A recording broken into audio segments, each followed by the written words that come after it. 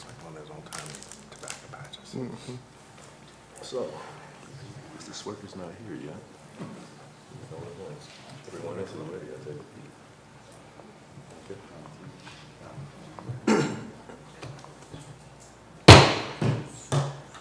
Good evening.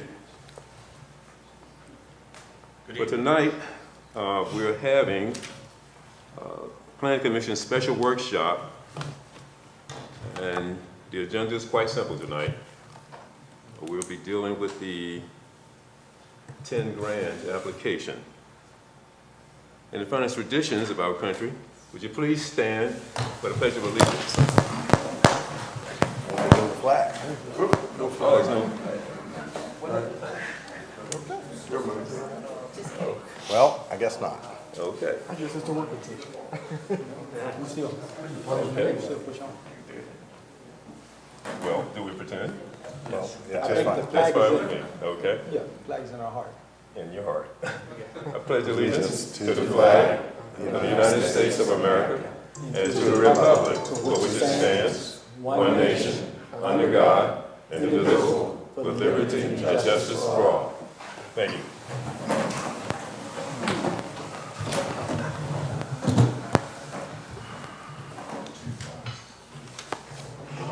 The arrangement tonight is slightly different than what we're accustomed to, but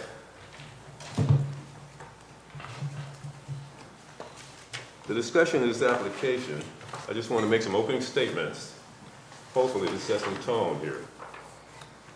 10 in Main is a major entrance card to Smithfield, our town. See the property as it stands now. If you can, see it now. Visualize the property as it stands developed. Look at the vitality of our historic downtown. Can we expand and improve that? That's the question we should be asking tonight.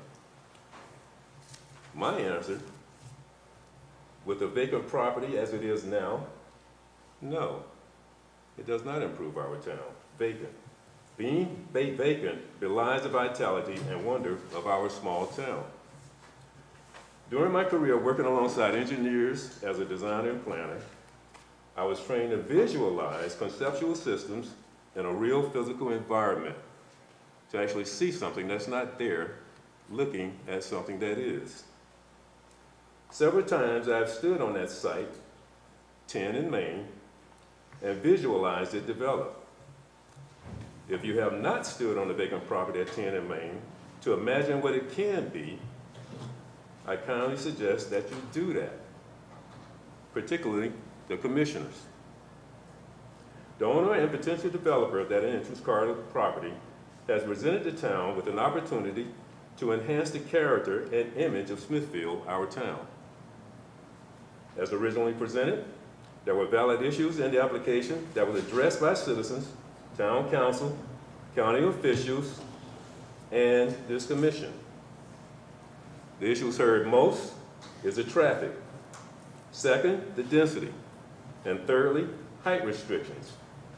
And we'll not forget transparency. We have the tools and opportunity to address these issues. In fact, we have addressed the issues previously, and considering the original concept from December 2021, most of those issues were addressed by the applicant with recently revised drawings. The resolutions may not be complete, but there have been numerous revisions to demonstrate the applicant's sincere cooperation. With focus and objectivity, please let us commit to reaching some understanding on those major issues tonight. Traffic, density, height restrictions.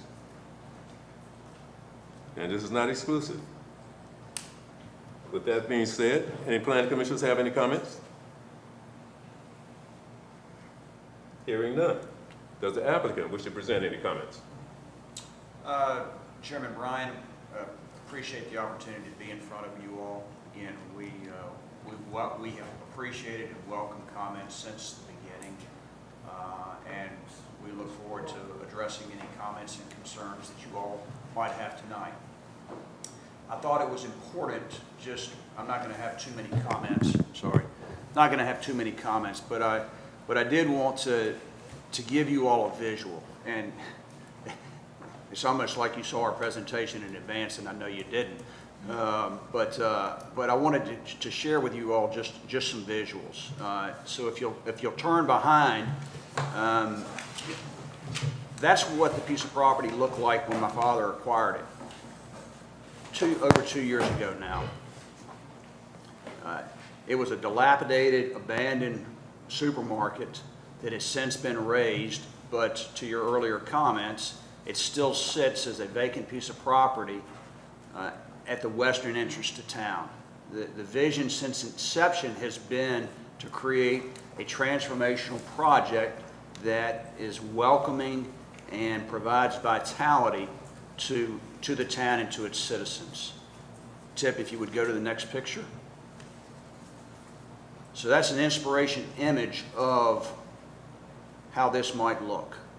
At the core is a permanent farmer's market, surrounded by a combination of apartments, commercial space, hotel. You really can't see the hotel in this. And again, we have, to your earlier comment, it has been modified ever so slightly based upon feedback. So the building to the far left at the corner is no longer a two-story building. But conceptually, that picture combined with the next tip, those are inspiration images of what we envision for this community. Residential streets like this, close to the sidewalk, close to the street, heavily landscaped, high quality, very much in keeping with what's in downtown today. Next. Again, further concept pictures. The cottages there on the left, we've not shared those with you previously. Just a couple ideas of the 5 cottages that are planned directly opposite the green space, something that would look similar to those. The picture to the right are actual pictures of single-family homes that again we envision as part of this project. Next. In keeping with downtown, brick walkways, commercial space that's vibrant, landscaped, and inviting to consumers and citizens of the town as well as guests. Based upon feedback we got, we have modified the facades of our proposed apartments. On the left you have the actual pictures that were the inspiration for the 3-story apartments, and on the right you have the inspiration for the 4-story apartments that we're proposing. Next. The boutique hotel, we shared this image with you all, and again, keeping in mind that the hotel will be 3 stories and not 4, but something along these lines is what we envision fronting Main Street. Next. And that's it. Just wanted to share with you all some pictures and vision, and I wanted to do that because as Dr. Pope said in the prior meeting, and I think some others, we do think we are the right developer for this project. We are not in this project, we're not looking at this project the way a normal developer looks at a project. We're not looking to optimize profits. We're not looking to maximize density. We're looking to create a product and a project that makes people in Smithfield proud for the next 100 years. And that was the inception of the vision. That continues to be the vision. And again, we welcome comments and appreciate the opportunity to be here. Thank you. Mr. Luder. Hey, Mark. Our computer's locked up.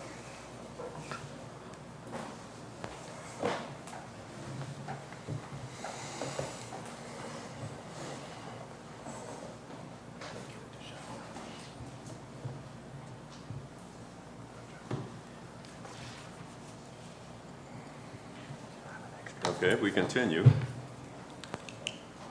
Is anyone else with you has any comment, anything to add? I think at this point, we welcome your questions and are happy to answer. Hopefully, we can answer satisfactorily any and all questions. Commissioners?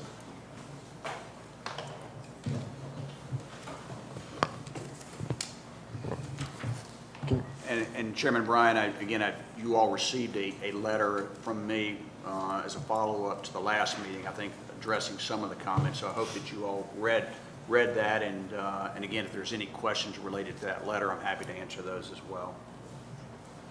Yes, sir. I guess my first question is going to go along the list of items and issues that you talked about as you opened. Can we start by discussing, the traffic and the traffic situation and what's going there? First, did we get any of the other VDOT or additional transportation comments back?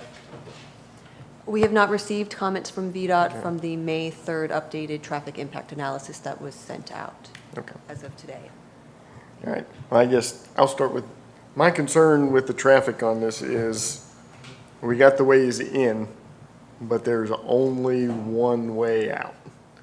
So all the traffic that comes into the neighborhood, anything coming from an outlying area, anything from coming from town, everything in this whole development, no matter which way you go, if you try to go out Cary Street, everything comes back and goes out one entrance.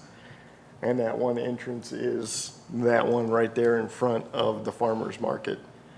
So I guess my concern with how that is set up is on the busiest day with the most traffic, which is everybody at the farmer's market, and everybody who's at home during the day and traveling, not early in the morning and not late in the afternoon, but sort of all through the day, all during that time, all of that traffic, the only way for all those people to get out of there is to go right in front of the farmer's market where you're trying to get all that foot traffic. So I guess just the safety, the size, the location of the main entrance to and from is tied right there in front of the farmer's market. Is there any? Yeah, you don't, there's the opportunity to go out, if you're going north, you have the opportunity to go out on Cary Street. If you are going, if that is tied up, then you're going east on the project, I apologize, you can go down Grace. There are other outs. We do hope that the bulk of the traffic goes to Main Street, because that's the idea, is Main Street should carry traffic, and people should be going either down Main Street or to Route 10, which is the big highway. The idea is we don't want to dump traffic into the neighborhood, the existing neighborhood, but we do have other outs. Well, I guess, where's the other out? So you can If you're, leave- because I think what you just said is true. There's 4. Well, yep, there's 4, but everyone, like I said, a bulk of the traffic is gonna go back down 10 bypass. Because if you're gonna go anywhere, you're gonna go out and try to go. Traffic on 10 bypass, as opposed to cutting through town? Yes. Okay.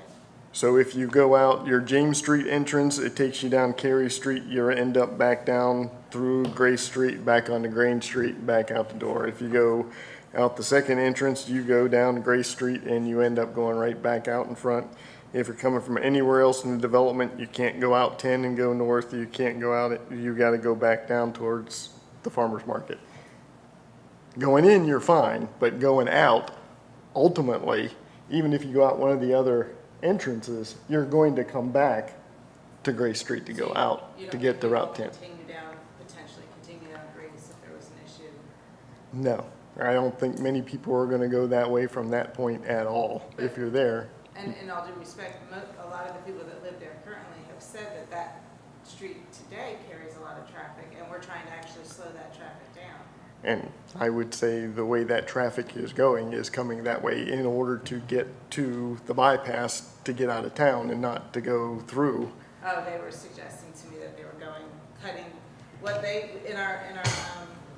we had that citizens meeting, we had 2 citizens meetings, and several folks that lived on Grace Street were very specific in saying that people came up Main, come from 10, made a right onto Main and a left onto Grace, and cut through onto Grace going north. Which they would, and that stuff going to the plant or going to the factory, yeah, And that's that's, what we're trying to mitigate, we're trying to keep that traffic on 10.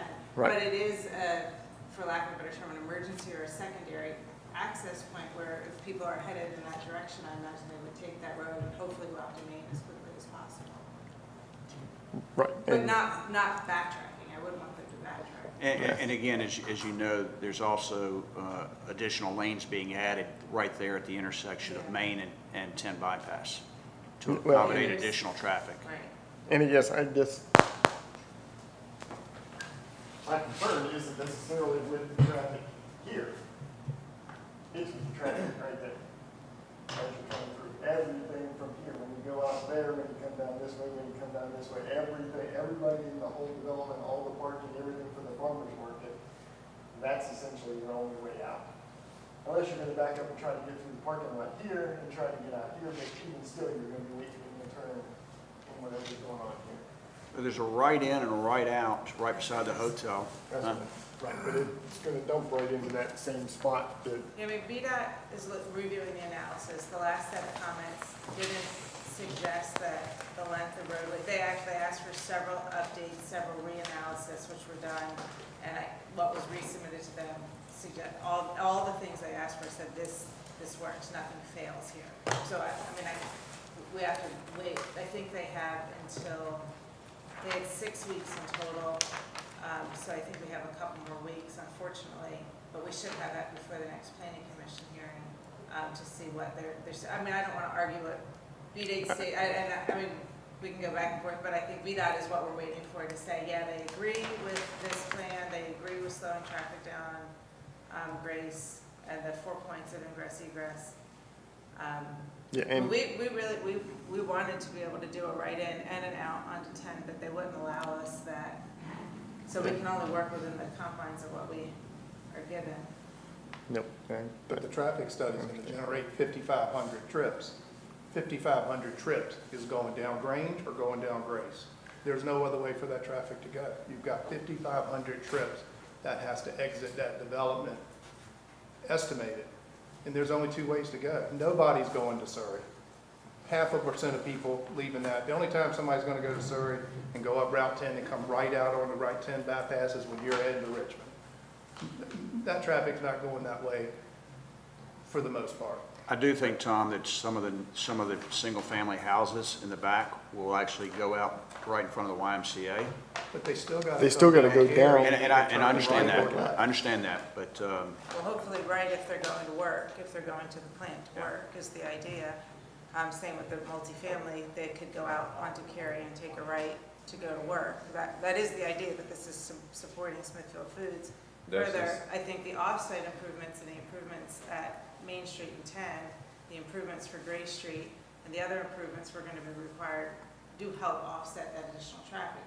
And also, it's a pedestrian-friendly community. The idea is this is a walkable community and it's walkable to historic town. So what we can't figure in that traffic study is that people will be biking and walking. We know that.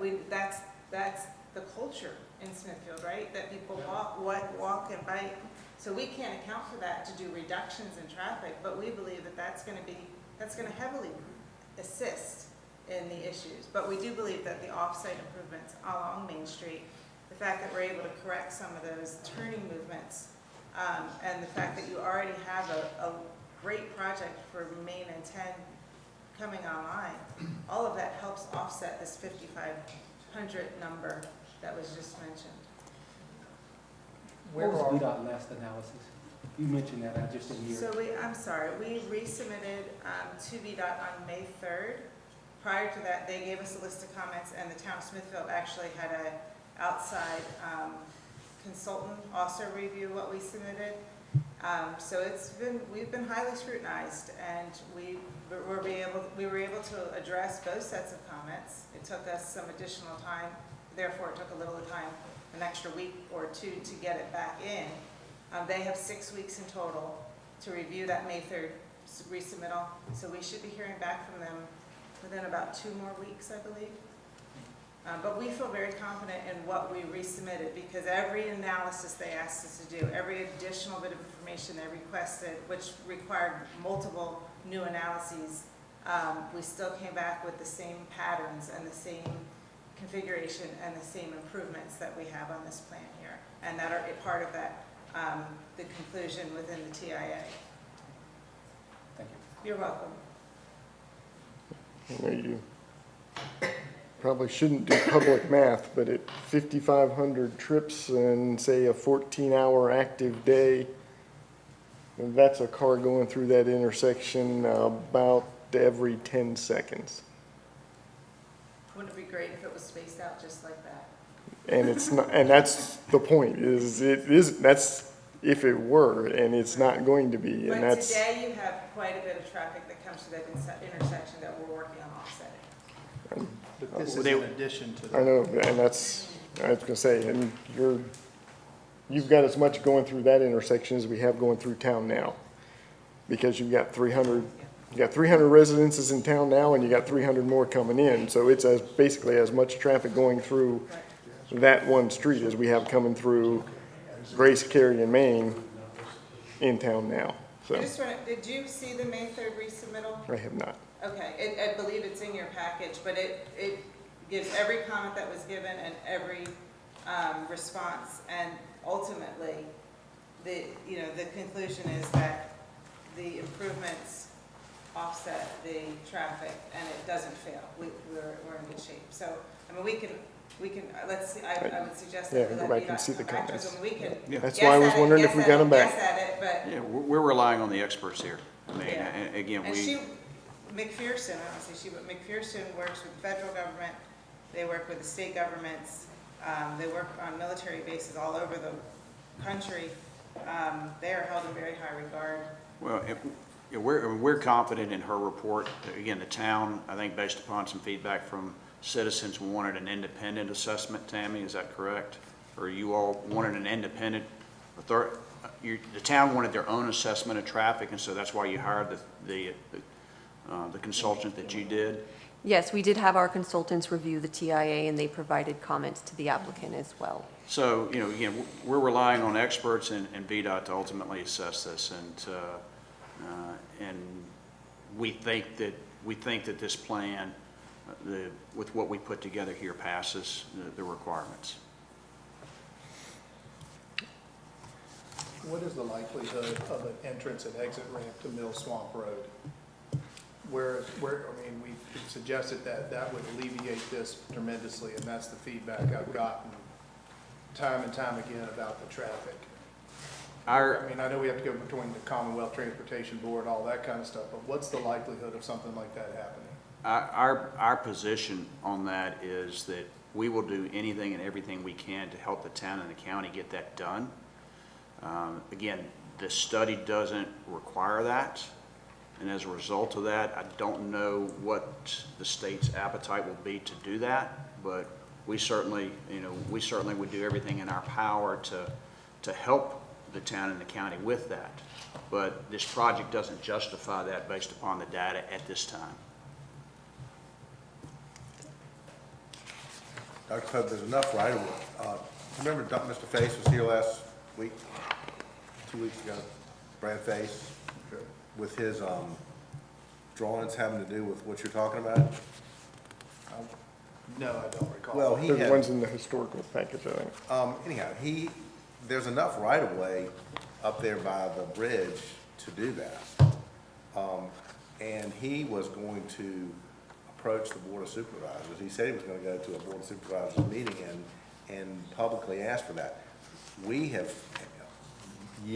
months ago, we had a conversation with county administrator and the assistant county administrator about that, and said, look, this makes a lot of sense. You need to help us get that done, and it seems to me that might be something y'all might want to pursue separate from this and in conjunction with this, because it makes all the sense in the world. It's a huge project. Probably not that much money, really. I mean, well, it's all in context, how much is a lot of money? It's several $1 million, but in the grand scheme of things, who knows? But it's something that ought to be pretty easy to do because the right-of-way is there. And if we've looked at it, and it looks like there's pretty good, areas for the off-ramp and the on-ramp. But a lot of that depends on this development, because you've got 5,500 trips. there may be some things to do with Cary Street and making restricted access, one-way roads, things of that nature to keep the traffic out of the historic area and off of Grace. I've had a couple of residents indicate to me the vibration of the vehicles going down the street has knocked plaster off their wall. And you add additional thousands of cars going down that road a day, that's more damage to their homes. All of them along Gray Street have indicated issues to me with that. So that's a huge, for me, a huge effort on this traffic flow because there is only one way out of this development. There's only one way those cars are going to flow. I can picture myself driving, where am I going to go? The only other solution I know is to divert Mill Swamp Road into the development behind the existing houses and bring it down by the COP. And then basically shut Cary Street off. So you're suggesting the traffic from north, instead of coming down Cary Street, would have an exit ramp down 10? But how does that help our neighborhood? I'm suggesting that Cary Street be rerouted into your development along those row of houses that back up to the existing houses. Right, and I understand that it's hard to visualize now, but we actually do have a parallel road to Cary Street, which would be a public roadway. So you have perpendicular and then parallel. There's Cary Street. And then you could turn into our neighborhood and run parallel to Cary on a 50-foot wide, standard roadway. I'm not going to do that. That's longer. That's going to take more effort. That's a right-hand turn, a left-hand turn going through a neighborhood at 25 to get down there. But it's a wider roadway than Cary, which already is substandard. I get it, but that's not faster. People are going to go the fastest route. That's the bottom line. But that is relief to Cary Street currently, and the homes that are on Cary Street. Okay, I mean, that's how you see it. That's fine, but that's different than the way I see it. Currently, this entrance right here, will left turns be allowed on 10? No, sir. No, sir. They will not. No.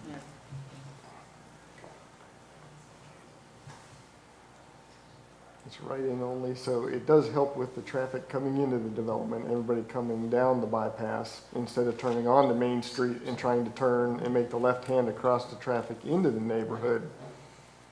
That right in only right there helps a great deal with that type of traffic on Main Street.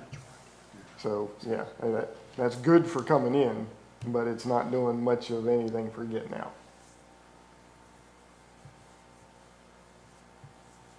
So we believe that improvements along Main Street, the extra lane, the turn lanes that are being placed in that roadway does help to offset the concern of the traffic you're speaking of. Remember, there's going to be new turn lanes, there's going to be a new lane along Main Street. There's going to be quite a bit more between our ingress-egress, which we call Green Street, to the intersection of 10 and Main, which I guess we're just not able to visualize that there's going to be an extra lane there. Oh, no, I can visualize it. That's a second lane. I got it. That's going to double your capacity to get through that intersection, but you can't make the left-hand turn onto a 2-lane Route 10 bypass unless you expand the bypass as well to be 4 lanes in that area. So you can put an extra lane in there. Excuse me? They are expanding the bypass. At that intersection? So this part right here is gonna go to 4 lanes the whole way. I don't know if it's, unfortunately, I don't have the details of it, but there's an extra lane going in all 4 directions, I believe. Tammy, do you happen to have it with you? Yes, it will not go to the bridge, that's to the overpass. Not all the way to the it overpass, won't no, go but to the overpass. there's an additional lane in all directions. Correct. That's the Yes. ultimate intersection, designed by VDOT, project number UPC 120650. Yes, extra lanes are being added to this intersection in all directions. When? When? It's under design currently, it's been funded and is being designed currently. I don't have it with me because I assume that.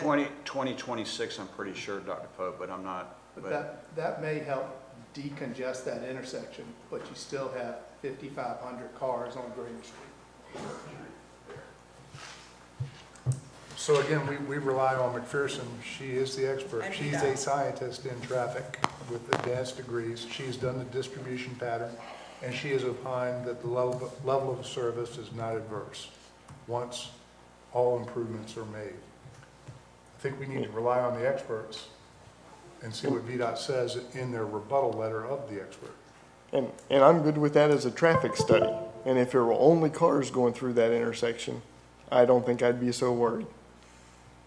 But you've got all the foot traffic going from all the parking lot and town through there to get also to the farmer's market. Are you suggesting that we're still gonna be depending on that parking lot to feed our market, our farmer's market, and people coming across Route 10? I mean. I'm hoping there's still people walking through downtown and going from town to the market and Across from, 10 as well? not necessarily across 10, Okay, only across, yeah, we would hope so as well. that Great. They're coming from town, right.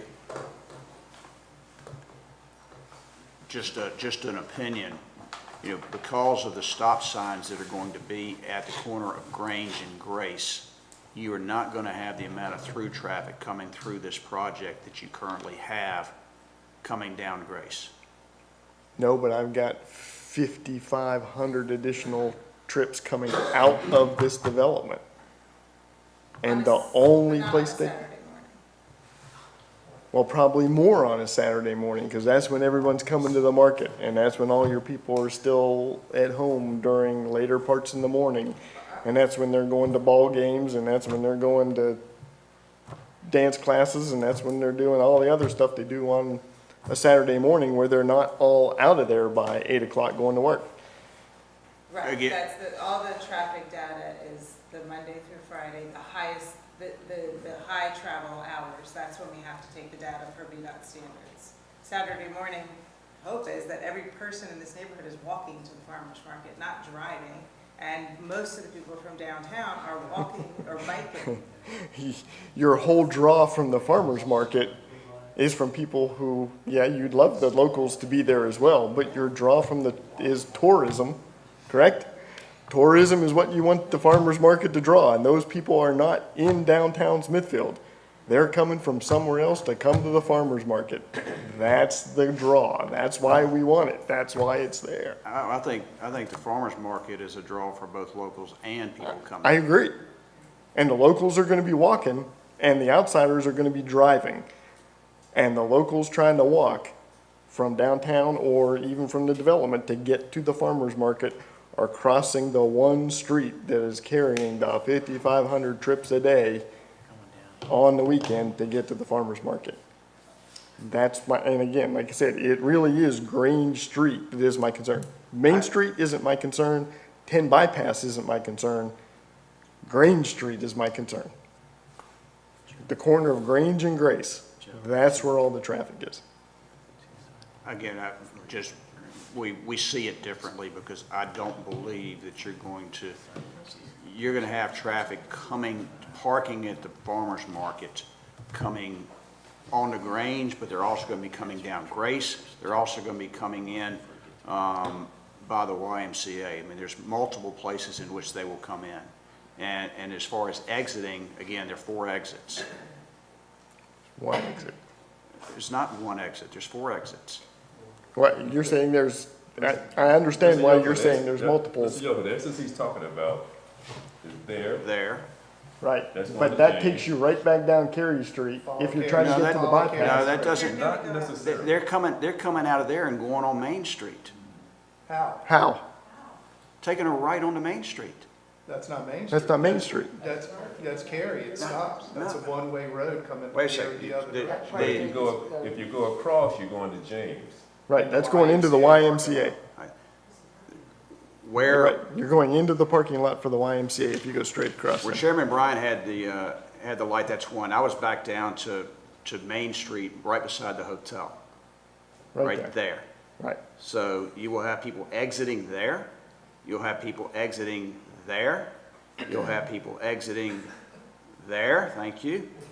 except they're not, because they're all gonna be coming back in from anybody who exits up north. So you're right, if somebody is going to go towards town to leave here, but that's what we're saying, how many, what percentage do we think are going to leave there and go in towards downtown as compared to Yeah, to I the think that- bypass? Again, If you go- we're relying on the traffic experts here. Yeah. Understood. And- And traffic Issue. experts, that's my problem. The traffic experts are going to look at traffic.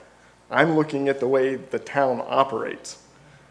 And the way the town operates is those people in town are walking. So anybody who's downtown, if they're going back to town from the market, they're walking.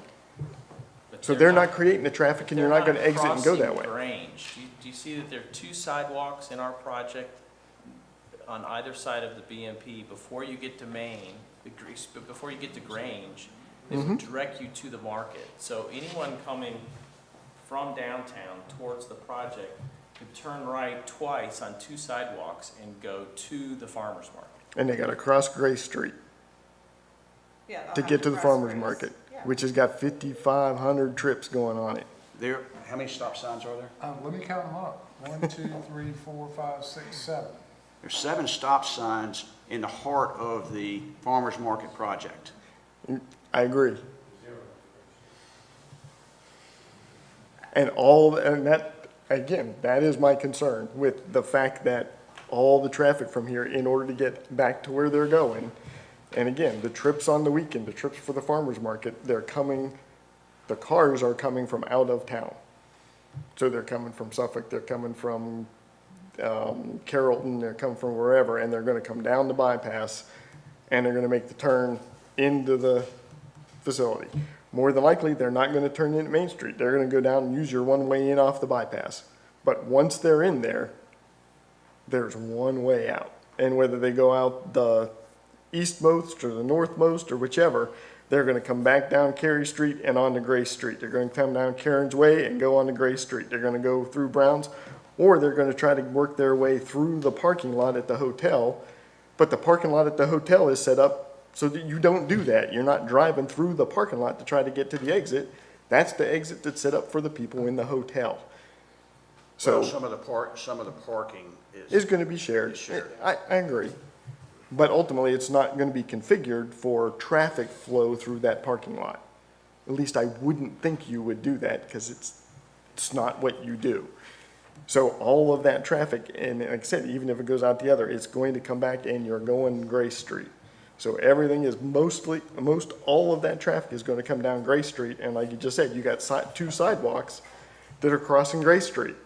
But, right, I mean, let's go to the market if the market's a concern. The market needs 300 parking spots today, 300 spots at most. At the best day that they have 300 parking spots. So we're talking about not 5,500 people, 300 people that have to come out the exit you're specifying, with some that are gonna trickle here and trickle there. But the bulk are gonna come out that main entrance, and they're not all gonna leave at the same time, because that's not what we do when we come to the farmer's market. We don't all come at the same time, and we don't all leave at the same time. There's some overlap, obviously. But on our And then best there's- day, if people have to stop at a stop sign for 60 seconds or 30 seconds, because we get irritated if we're stopped for any more than 30 or 60 seconds, but we're stopped so people can walk, so people can make their train movements. And I'm just trying to be devil's advocate. Why is that terrible? If we're It's- stopped for 30 seconds because we had a really successful Christmas Eve? And I'm not, again, the 300 trips here, it's the daily trips of the 300, the 600, 800 other people who are here, not just the 300 from the farmer's market. There's still everybody who lives in the community. If they're going to do anything else, shopping, groceries, all the other stuff you do on the weekend, their only way out to get to any of that type of stuff is on Gray Street and Grange Street. Because they can't come out onto the bypass and go anywhere. If they come out on Cary Street, yep, now they're going to snake through town in order to get out onto Church Street. Not going that way, they're gonna try to get to the Which is bypass, the current problem. which is the current Pe- problem. People are gonna do what's the quickest for them to do, whatever that is. So I think we have to, Hey, So again, ultimately, you're correct. It may be backed up here enough that they do start going down and going to But I Church think Street, because that's that might end up being the quickest way to get there. and that's. But it's certainly not today. Right, that's the one thing VDOT had us look at and relook at, and Kimberly Horn had us relook look at, and I think, like I said, if we have a minute to go And- through. And in 2 years or a Well, they year? have to project out Well, way I'm- longer than 2 years, But everybody in this room knows in a year or two, they're taking that bridge down and replacing or renovating or doing what on the bridge coming on Church Street, Right, on Church. which means everyone's going that way. Well, these are But- not gonna I overlap. mean, yeah, That's not gonna overlap. We'll see. No, it's not. I'm sorry, Attorney Ritt? No, he's just, no, that'll start long before this. This is a long process. Obviously, this is a very long process. And the bridge was supposed to start last year, Okay. so we'll see. So my question is, Right. so when the study returns, Right, then we'll We'll have see more and we'll data. know. right, So, right. okay.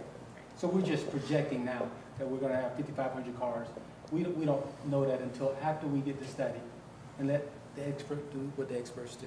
Well, we have provided our study. Again, I think the town has hired another consultant to confirm what our assumptions assume, as well as anything that VDOT said. And I think that's, and they've reviewed it, and we are awaiting feedback from VDOT. So, and that's really 3 experts, Yeah. not one. So, but yes, we, you know, But a lot of turn what you're lane asking here, is these that synchro works if we're models, adding another turn which lane here, anticipates but all are this we- different movement. That's what was, multiple synchro models were asked for and delivered. And as I understand it, that bridge, the rehab of that bridge, excuse me, Another turn lane. we talking about the Pagan River Bridge? Mr. Rich. Mr. Yoko, we talking about the Pagan River Bridge, The one by the station, the one next to the station. yeah. As I understand it, when they do that work, one lane is supposed to be open, it's supposed to be traffic control, one lane open either way at any given time. Oh, yeah, it's gonna be terrible. That's my point. I mean, well, I know, but that's not a Exactly. that's not a long-term process. That's just gonna be a really awful. is. That's gonna be an awful time for everybody. I agree. But that's not long, that's not forever. Agreed. what's the timeline on that? Has it been announced? Several times. Yeah. I think it's, I don't know. It You was said- this year. Curiosity more than anything. It's begun, I know the boring has started, they're relocating the water Water line line. soon, and it's gonna be 18 months to 2 years to complete the project.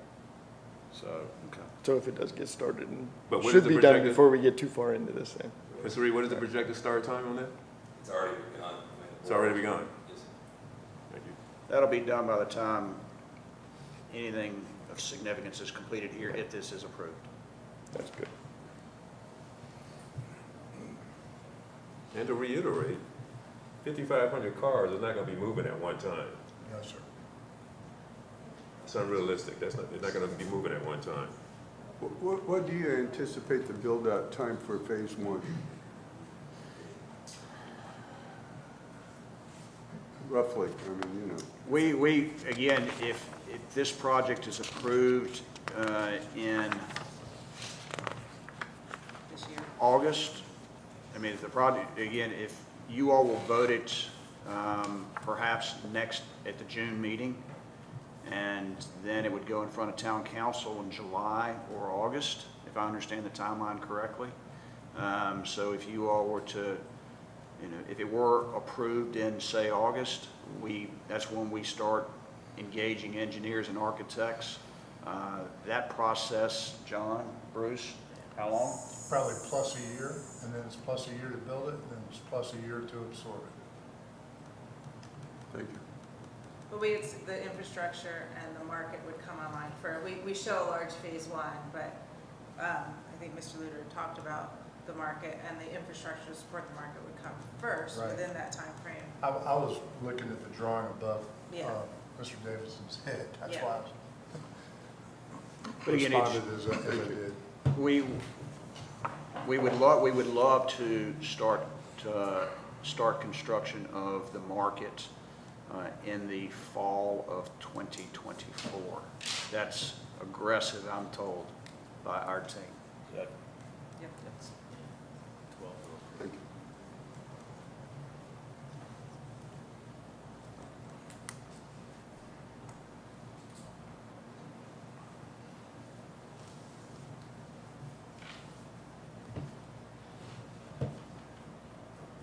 topic.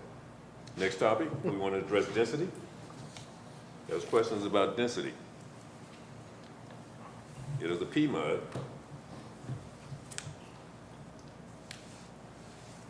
And I think, it is my understanding, that the density that the applicant is asking for is based on downtown residential, the historic district. The setbacks that's used in downtown now, along Grace Street, along Cedar Street, they're much less than suburban.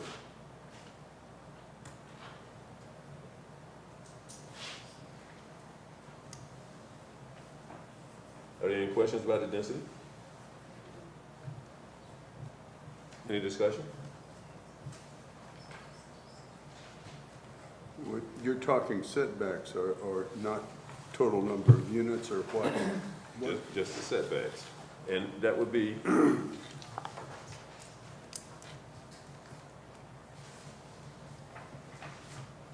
Well, if you drive down Grace or Carey Street, you'll notice that there are a lot of houses that don't have any significant setback whatsoever. how close are they to the street? That's the question. The few I measured were about what we were asking for here, about 14, 15 feet from the Yes. sidewalk, if there was a sidewalk. Yes. To duplicate the downtown character, the downtown residential character. That's what they're asking for. And then all these houses that we're indicating would not have garages out front. All the garages would be to the rear of the house, like the downtown character as well. So you'd have a driveway that drives past the house, and you park to the rear or to the side of the house, similar to downtown. Which one of these there? Is it all areas back here that you're asking for these setbacks? Yeah, that's right, sir. All the single family that show as attached and detached. So some of the houses show 2 houses attached, some show a single home, and all of those were asking for the same setback variance. So rather than a 35-foot front yard setback, we're asking for a 14-foot from the front porch to the sidewalk.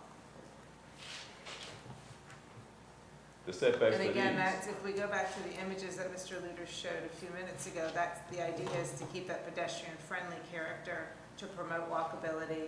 If you go back one more tip, that's a great example where you Yes. have the small front yards and porches that are up close to the sidewalk, again, creating that feeling of safety, pedestrian-friendly, narrow.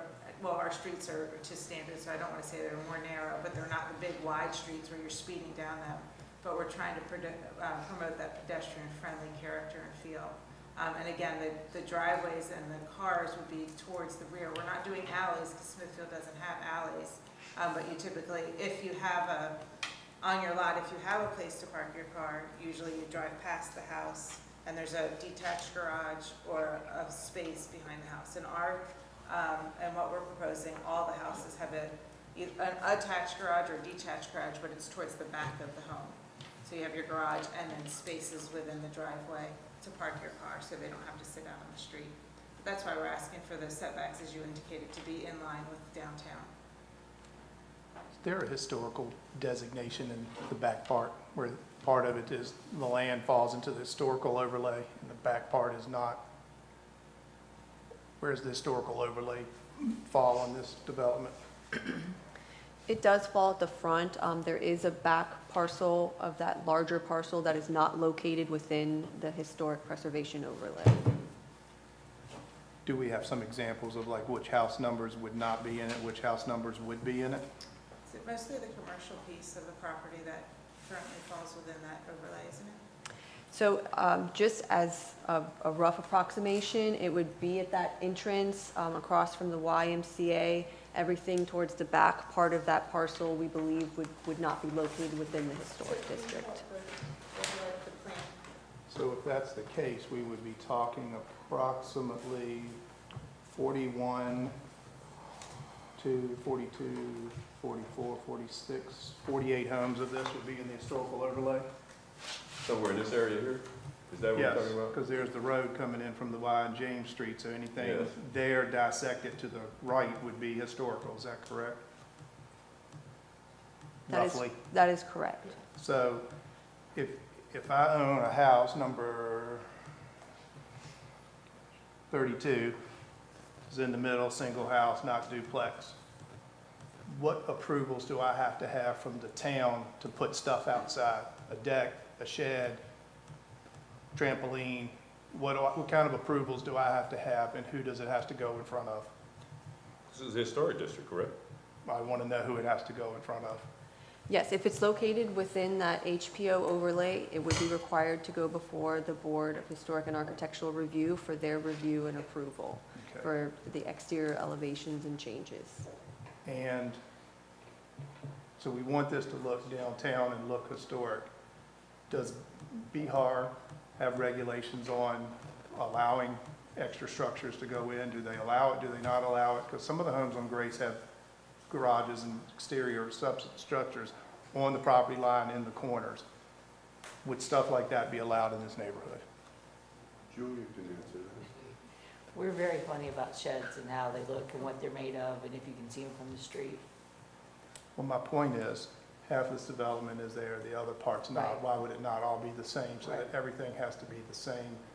Because it goes back to my last question at the last meeting is, what is the impervious surface cover area for these lots? Because these are small lots up on the road, you don't have a lot of coverage, and now people are gonna wanna add a whole bunch of stuff to there. I mean, I've added tons of junk to my house.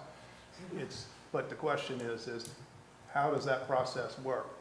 Because you're gonna take something that looks nice and junk it up. Dr. Pope, is your concern that the houses to the left and not in the historic district are going to look different than those that are? Not the architecture in the house itself, but the property. So the whole How property. people add to it, what people want to put there. Okay. The whole property is gonna have a homeowners association, probably similar to where you are, I think, and the homeowners association would regulate it, but I think we need to also work out, I mean, we don't want the houses to the back to have a different standard than the houses to the front. So that association is gonna have to come up with their rules and regulations on how this operates and works, and because a portion of it's in the historic district, I think we're gonna have fairly high standards, and I believe we started to commit to that within the proffers that. Yeah, we're certainly prepared to include all houses under historical standards, under Bihar, sorry, standards. So to eliminate your concern, I mean, again, this is all about an extension of downtown and making sure there's consistency and quality and. Because it goes back to answer your question about setbacks. I've had citizens approach me and they don't like the setbacks, they think it's awfully tight. But I think it's very appropriate as long as the lots don't become cluttered with a lot of extra extraneous stuff. But I don't know how you protect that, so if we're gonna protect that, then I'm in favor of the setbacks. If we're not in favor of that, then the setbacks need to be more restrictive to allow less stuff to be able to be added. However you wanna work that in words. This area is sensitive to respect, we just don't need a lot of extra clutter in all these yards that are already small in an area that's close to the historic area. When the I think what Melissa said as far as an HOA, I've lived in these situations and you know, you get your CC&Rs when you buy the property, you agree to it, and if you decide you're gonna do something, then your homeowners board's gonna come and tell you to take it down. I mean, that's all there is to it. When they go before, for their engineering and site work, they will provide us the amount of impervious cover that their BMPs can handle, stormwater-wise, and so we'll have a maximum impervious cover amount that's allocated for each lot. We would then use that to ensure that they don't exceed that, and if they are wanting to exceed that, then they would have to pursue additional requirements with Isle of Wight County Stormwater Division.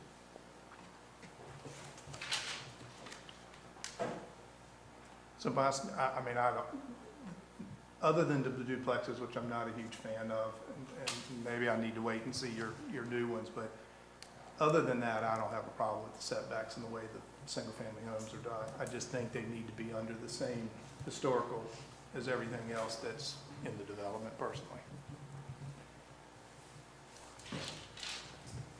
And you're not asking for the same setbacks for all the residential homes? Yes, We are. You are? yes. Okay. For the single-family attached and detached homes, yes. And they're the minimums, obviously, they could be larger, but they're the minimums we're asking for. You talk about the HOAs. They're no stronger than the people there making.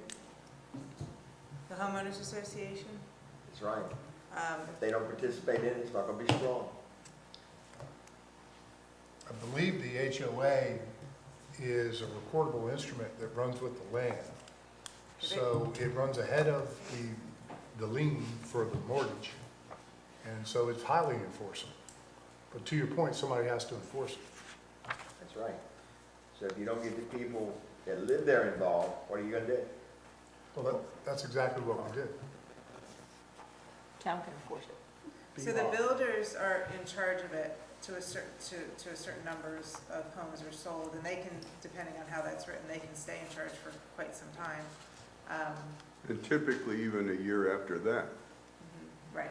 And then you have to have a pretty robust group of citizens that live within the community to take it over in a circumstance. So ultimately, it's gonna go back on the town to enforce it if you don't have a strong HOA. Did you say it was The possible for all town, homes? the town can't enforce restrictive covenants. We don't do that. But we've never had to. So the Cypress Creek, for example, they are a whole lot more robust in their enforcement than we would be. They're very, I mean, I guess Dr. Pope can speak to that because he lives there, but I don't know that there's a lot of stuff that slips through the cracks. And don't you, isn't there you live there too, don't you, Mr. Gibbs? Yeah. Do y'all have a professional management company that runs the Yes. HOA? Yes. Yeah. And that's what happens. This would have to have the same as well. Well, and you probably ought to proffer that then. I believe it is. It is. I'm looking and I didn't see if, Property Owners Association.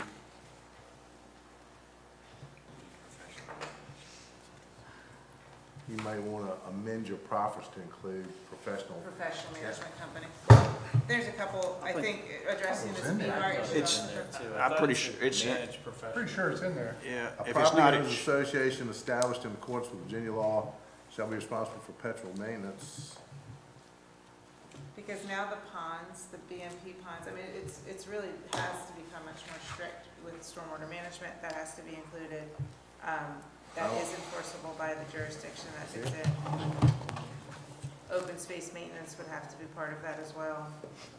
There's several things that have to now be part of the homeowners association. Yeah, it's already in here, I'm sorry.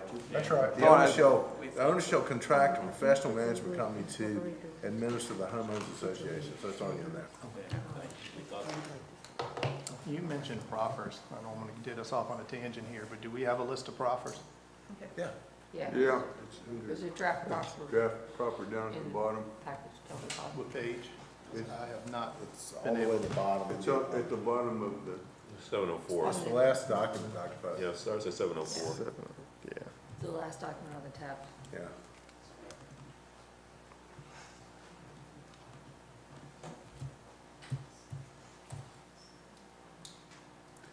John, why don't you speak for proffers from kind of our position on that?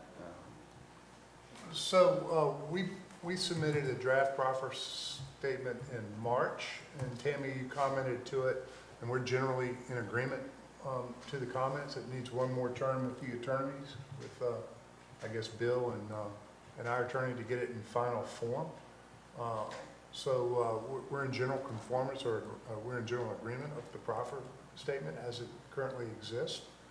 And it incorporates the traffic impact analysis. It incorporates the HOA and some of the items discussed tonight. Just as a kind of historical note, it's our experience that proffer agreements support a project that has a net detrimental fiscal impact. And as we'd like to remind everyone here tonight, our project and community has a positive financial impact as computed by a third party recommended by the town. And it's $25 million net financial impact to the positive after considering all matters.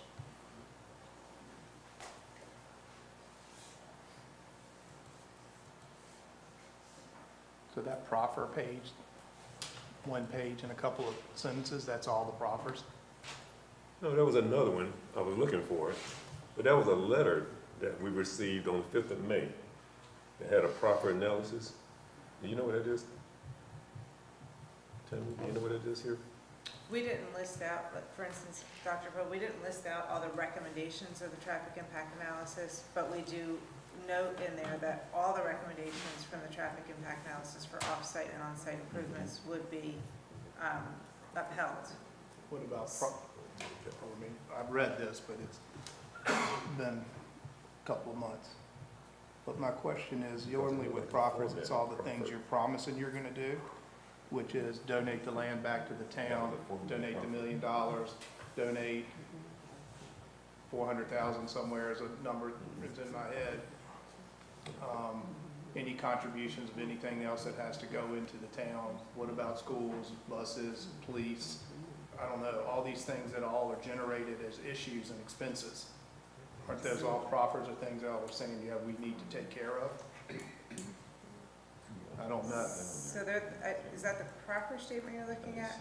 Again, the fiscal impact analysis takes into consideration the deficit or the issues that this project, that whole analysis that's done in the fiscal impact analysis notes that there's there will be issues, there will be buses. So the cost of all the things that need to be done to offset are included in that fiscal impact analysis, which is required for us to submit to you. So all those additional costs are accounted for.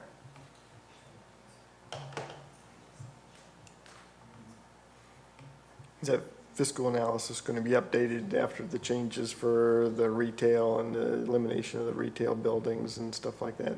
So Yeah. like The we mentioned update. last time, there isn't much of a change because we took Understood. from the front. But yeah. it's going to be Yes. It does updated? need to be Yes. updated, Okay.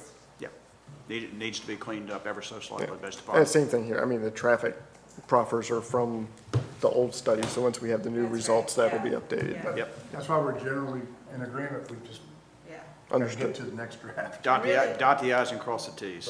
The recommendation to make those changes, once we were able to dive in, like for instance, that additional retail we had out front, that would really generate a lot more traffic. And the recommendation that you all made when we were able to go back and look at it and add, and get a second storage or professional office, which generates much less traffic. And it's something that doesn't need the visibility that like retail and hotel need, it can sit back a little bit. They were great recommendations. So even though it doesn't look like the plan changed a lot, it really helped. Making those recommendations, being able to go back and look at that really helped us on multiple levels. Economically, like I said, the traffic, the pedestrian access and things like that.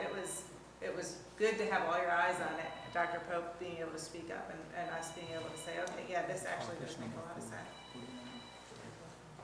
So yeah, those numbers need to be updated.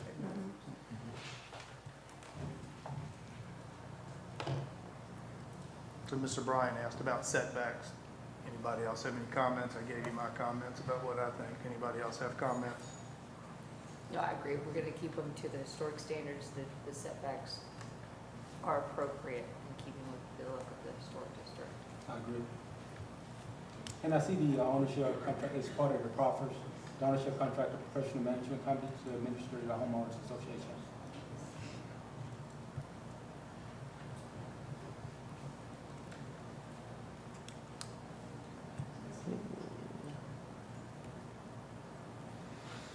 Is that a question? No, it wasn't a question. I was just saying I saw this page. It's in there. It's in there. Well, yeah.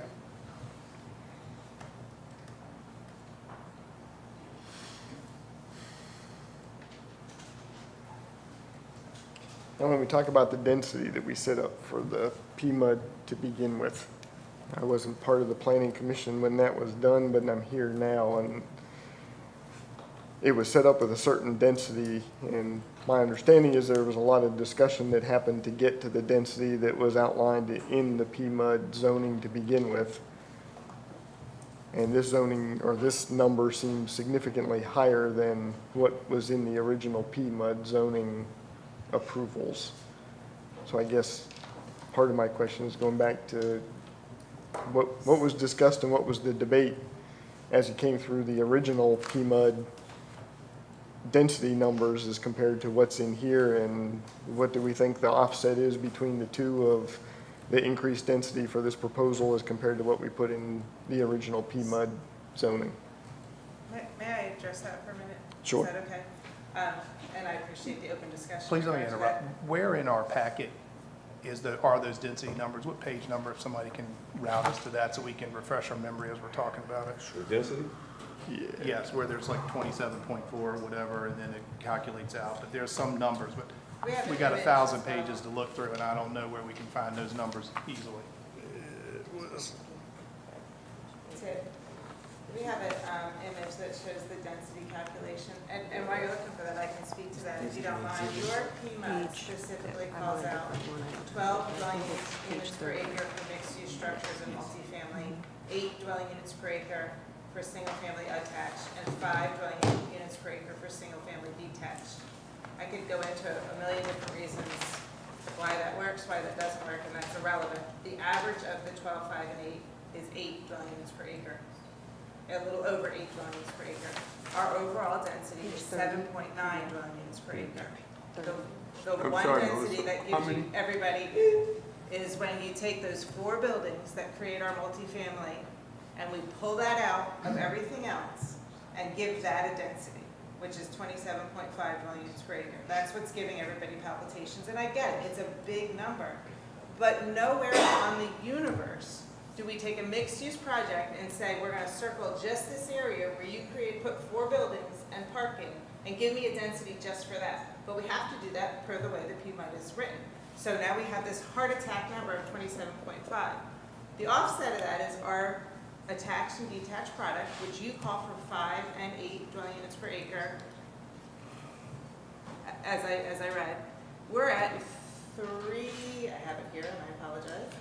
We're at 3.4. So our average, when I put the number of acres at 3.4 and the number of acres at 27.5, our average density is 7.9.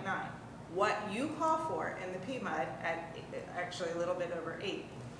It's not apples to apples. I can't say, well, you're 12, I don't even quite know why, and I wasn't here for those conversations, so there's, like you asked for the broad conversation. I don't know why you would have associated 12 dwelling units per acre for your multifamily. That's a townhouse density.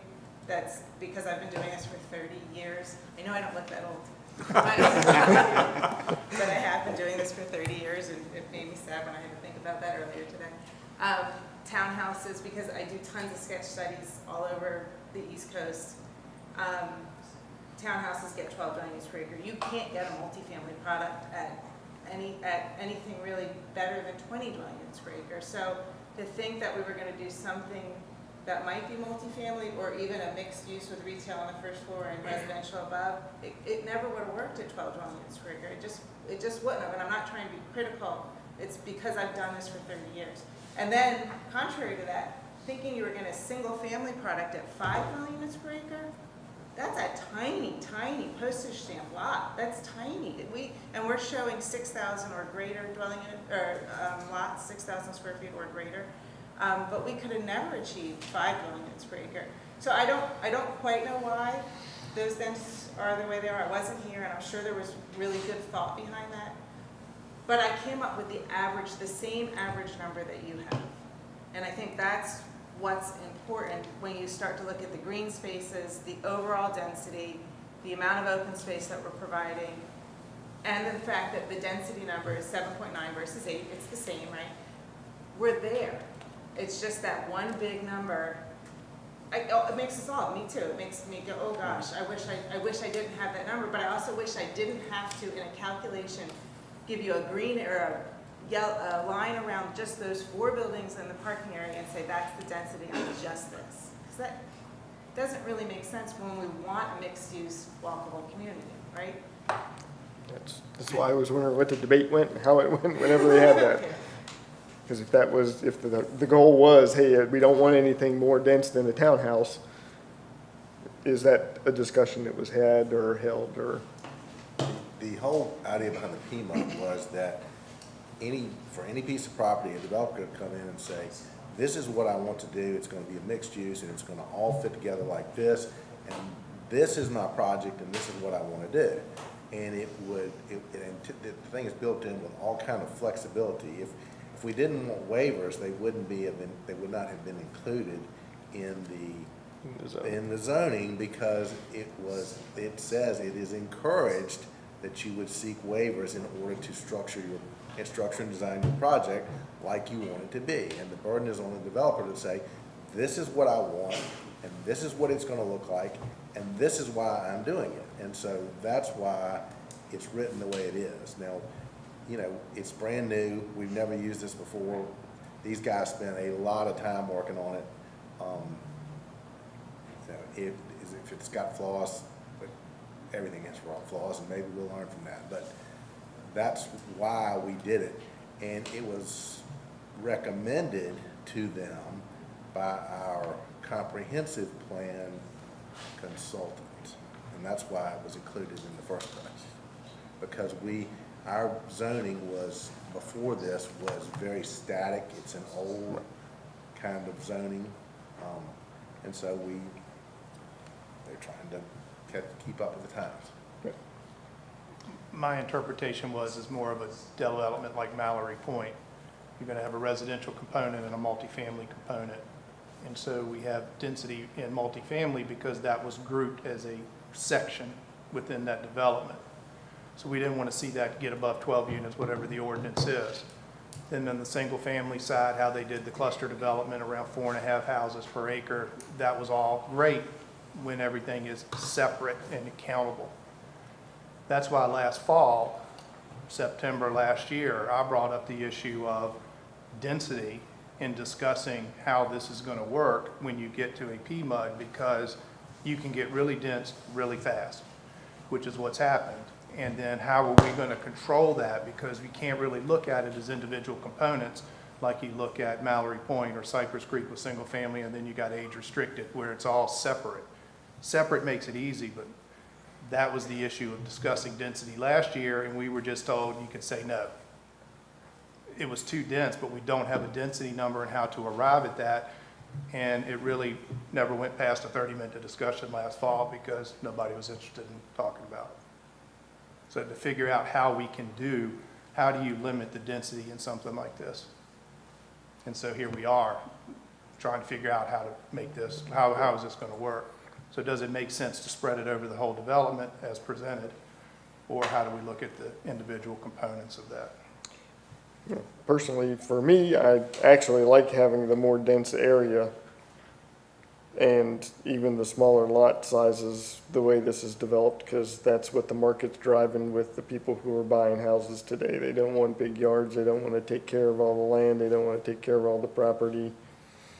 They don't want it. And if that's what the market is driving, the last thing you want to do is have a development that's put up and sits vacant and doesn't get finished and doesn't get completed. So having that density, it doesn't bother me. I just want trying to get a feel for where that discussion was, and the fact that, like you said, the total number gets to where the total number was, And understanding that I hope I didn't come across as being critical, and I didn't mean to be. I think you're right, you had to have a starting place, and if that was your example, Mallory Scott Farm, very different project than this, but it makes sense on how you got there.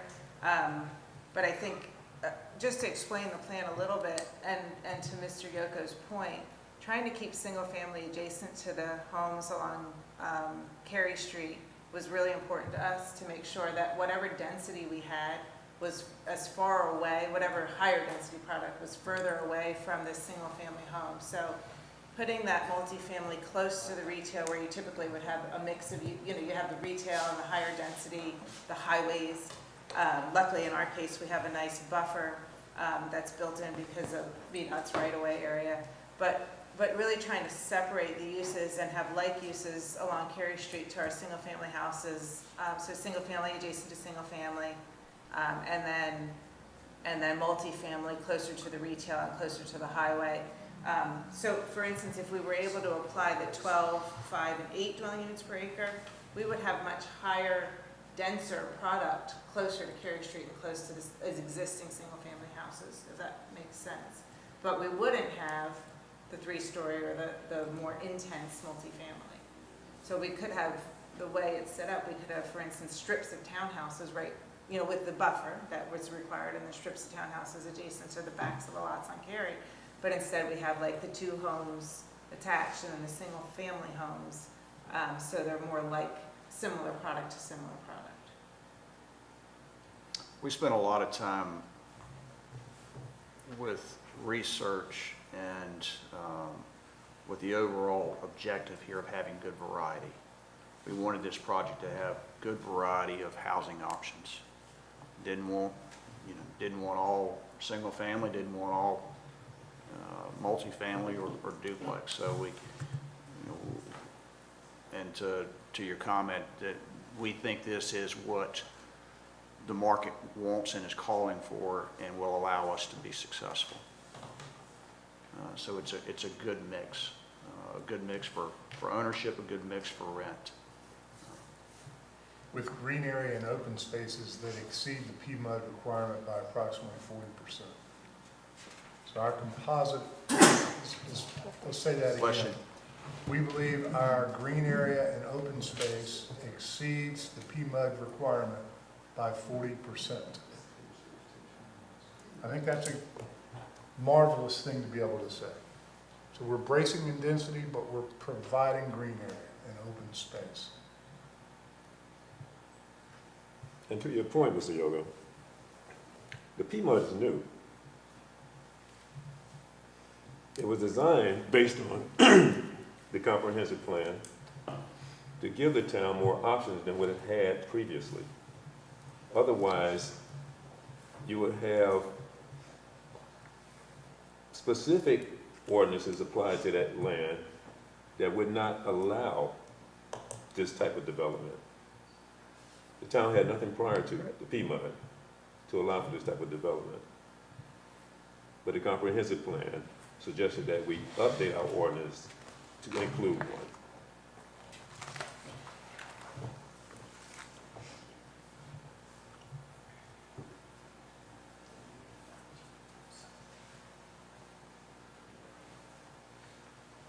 Any more comments about density?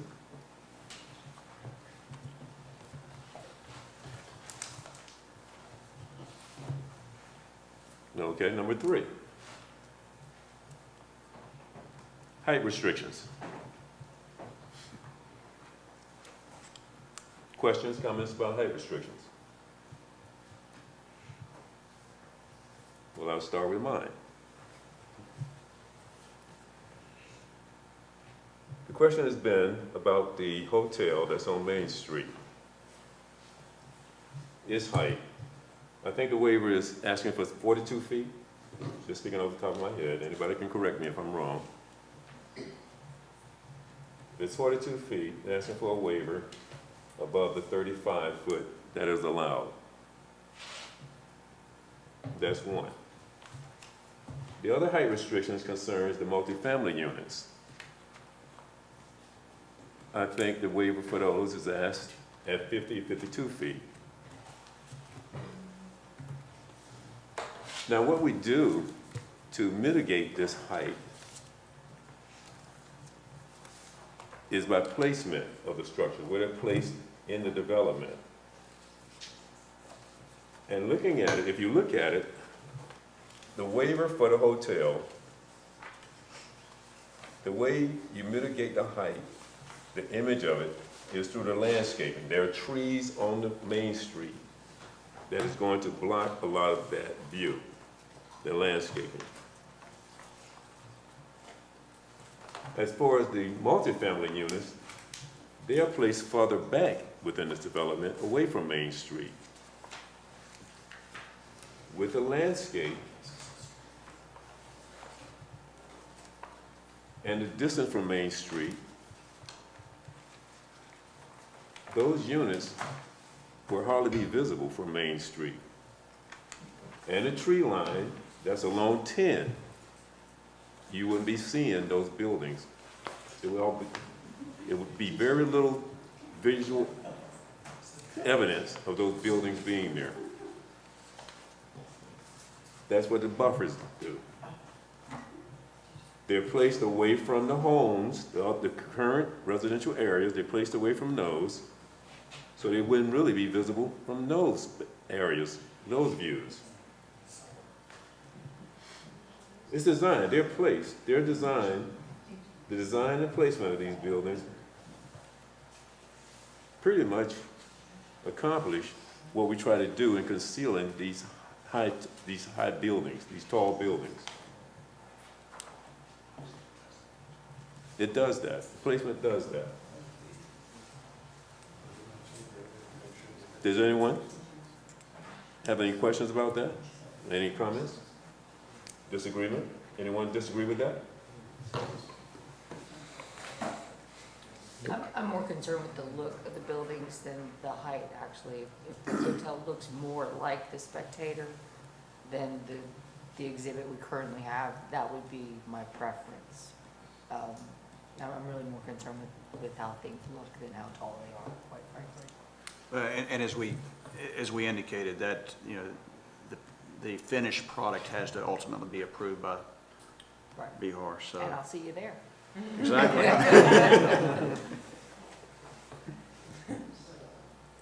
Sounds-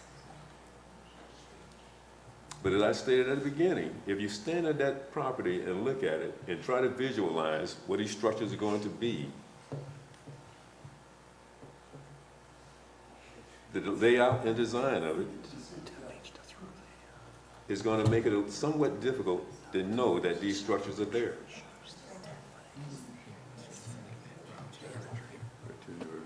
How many years down the road are you talking for these trees to get that tall? Well, the existing trees along the right-of-way, we've measured those with drone footage, and the existing trees in the VDOT right-of-way are anywhere between 50 and 55 feet, and I'm being conservative when I say that, currently. So that existing buffer that you see is like a triangular area.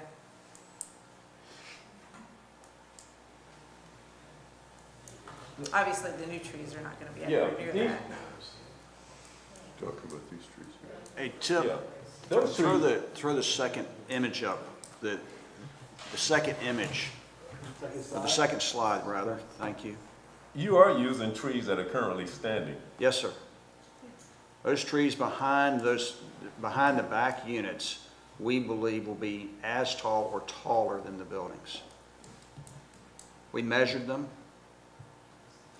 already just to get comfort in that fact. So the ones you referenced, sir, when you were speaking, Mr. Bryan, Chair Bryan, that you were correct. In the very back of this image would be those trees within the VDOT right of way.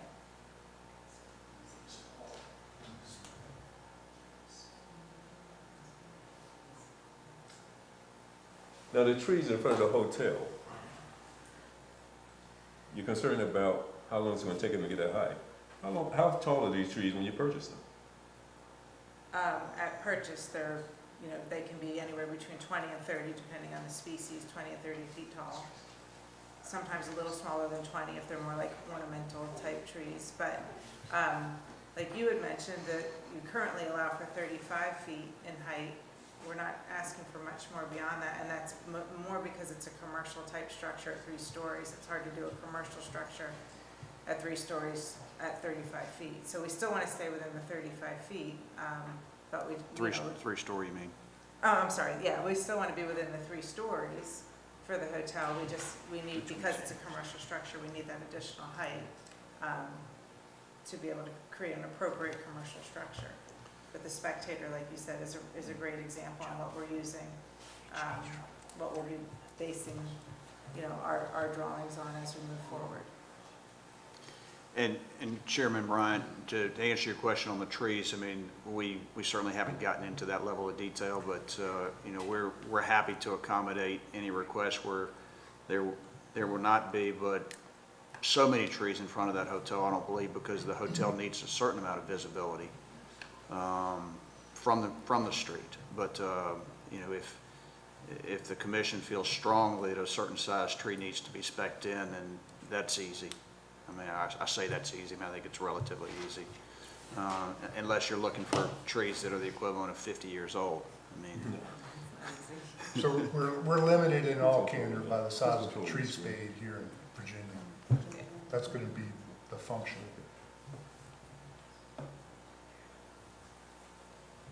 Could you go back to the previous screen that showed the whole concept, please? This one, yes. The hotel right here, those trees right there is going to screen that building quite a bit from Main Street. Is this an official landscape plan? Is this just a concept? It's just a concept at this point. It's a zoning document. It's a concept. Yeah. But we do want that hotel to be inviting for folks. The hotel's gonna wanna be seen on Main Street and from 10. Yes. Yeah, I mean, we want people to be attracted to the building, attracted to come in. Any hotelier is gonna wanna be seen. To some degree. It won't be open. It But won't they're be gonna completely want, open. right, and like you mentioned in our first meeting, we definitely wanna show that pedestrian entrance in. Yes. We want it to be pedestrian friendly from Main Street, so people have that feeling of walking in. Hopefully there's some restaurant or gathering area on that first floor. But there'll be green in front, and there'll be landscaping out in front, and we'll have to have tall trees because of your ordinance requirements. Yes.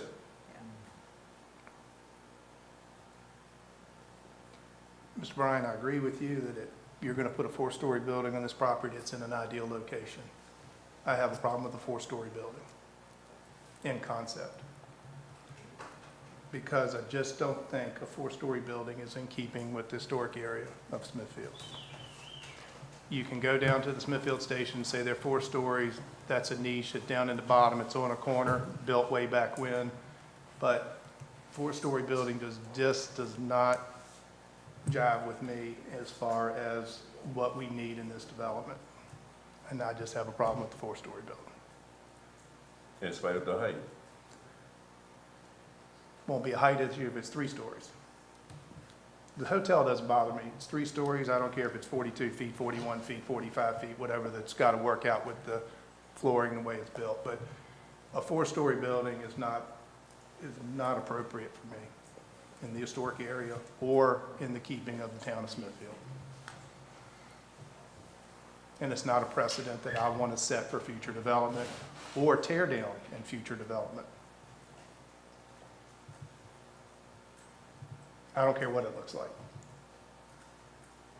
I just think that's not the appropriate setting for the development, for the town of Smithfield. That's just my opinion, one of 8 members, but that's where I stand. Are there any other options besides the 4-story? the 4-story is an economic necessity for this project. Okay. In which way? The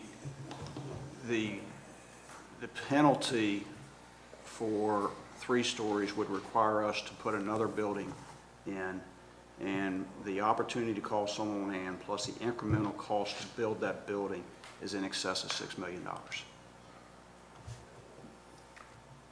I hear you, but I just don't Plus, think it's more impervious area, it's bad for the environment. to put another set of buildings in, you've got to remove some buildings probably, and then it's all impervious is probably going to equal out.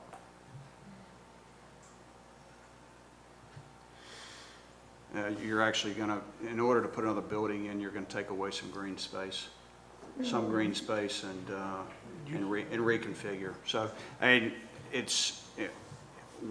we respect Dr. Pope's opinion there. I just want you to understand where we stand on it. We have looked at it.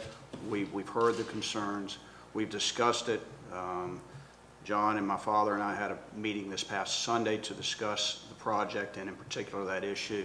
And given the overall project, the contributions of the land, everything we're willing to do, it's it's an economic issue for us, and if you don't approve it, that's fine. But you know, in all likelihood, the project would not move forward. If we do a 4-story building here, we're gonna have to do 4-story buildings in the future. That's just not true. Yeah, No. why? Why would you say that? Because You it's judge not each true. application upon its merit. No, just let me explain something. Every project is based on the merits of its project. And if somebody comes along and they make a case that you're satisfied with, you can approve 4 stories. If they don't, you don't. I mean, what you're saying is just not true. I mean, that's the way, and that goes for everything. You have the legitimate right to approve or disapprove anything you want or don't want with respect to a project. So you can't make a blanket statement that says, if we do this, we have to do it again, because that's not true. So you're saying if we approve the 4-story, we're not setting a precedence for other buildings being built? Yes, you have, but that doesn't mean that just because you approve one doesn't mean you have to approve the other if in the next application somebody comes along and they can't make a case for their overall development that satisfies you. Because you're being presented with an overall concept, and either you work out things that you like, that you can agree on, or you don't. But that's not, you just can't say, just because we approve something here means the next time we get something exactly like it, you have to approve it, because that's not true. That you have the right to recommend approval. You don't approve anything. It's ultimately up to the town council as to whether they approve it or not. But that's the prism through which you look at things. That's the whole idea behind something that's like this, is because it's not individual pieces, it's an overall concept. And you don't have to like all their stuff, and if you don't like it, you can make recommendations to get them to change it or not. And if you don't like the overall concept, you don't approve it. If you do, maybe you approve it, that's up to you. But that's just not true, that just because you do one thing one time means you have to do it the next time, because that's not true.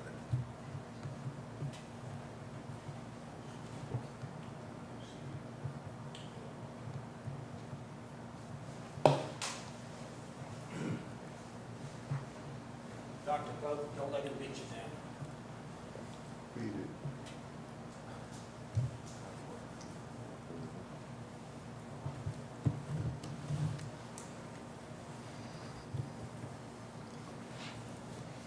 And we do have a 4-story building already in Smithfield.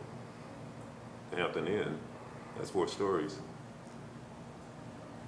So as far as 4 stories is concerned, the precedent has been set, if that's the concern. Yeah, that doesn't bother me. It's a chain hotel. It's not in a historic area. It's set off by the side. I work behind it every single day, never even pay attention to it.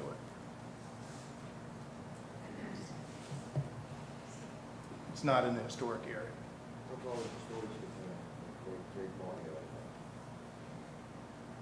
It's 3 stories. He's asking how tall the self-storage facility is at the corner. Yeah.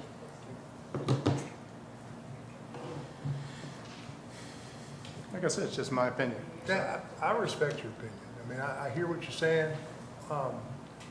Likewise, I hope you see where we're coming from. We're trying to produce something that's unique to this town and not do the same old apartment building that you see 99 times all over Tidewater. And doing the 4-story interior corridor will be unique to Isle of Wight and to this town. It will provide security for our residents and our home renters in an atmosphere that has not been seen here before. And that's, Dr. Pope, I wish I could give you, as a single female 20 years ago, moving here from out of town, moving from a secured building that, like I said, you keep walk in the door and you were secure, versus the walk-up type of buildings that we see all over Hampton Roads. This is so exceptional for Hampton Roads, but specifically for Smithfield. And I understand, I hear what you're saying, I really do. But again, that feeling It's just being able to walk into a building, and when you're by yourself in the middle of the night because you worked late, or you're coming from Smithfield Foods and you worked till 8 o'clock because there was some report that had to be done, and you're by yourself, that feeling of walking into a secure building versus walking up flights of steps that aren't secure. I hear you. I hear you. I think people are afraid. When I talk to people that aren't in the historic district, they do not want this to turn into Suffolk. Sure, I agree. Well, nor do we, and we hope that when people consider the project in totality, that they believe it's very much in keeping with historic downtown Smithfield. But it's also a project for the future.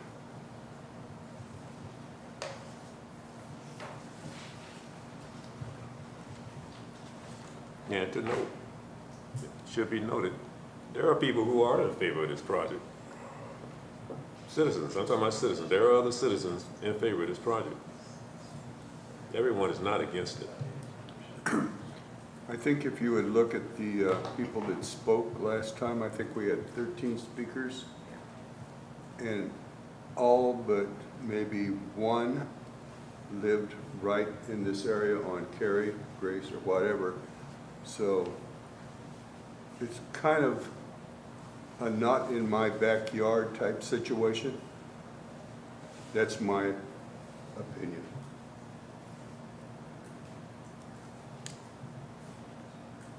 And do we want it to remain what it is today? What about the vitality of the future? I think there are people in the town that would be happy for this just to be a vacant lot forever. But it's not going to happen. It's going to be developed. I think that we have to look at the applicant as far as what they have done in the town, what they will do in the town, or do we want to do a crapshoot and wait for the next developer or 10 developers or whatever is going to approach us, and what are they going to do for the town?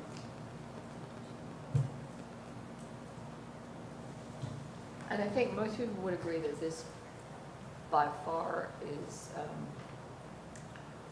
offers a great deal more in terms of amenities to the town than the previous development proposal that we had for Oh, yes.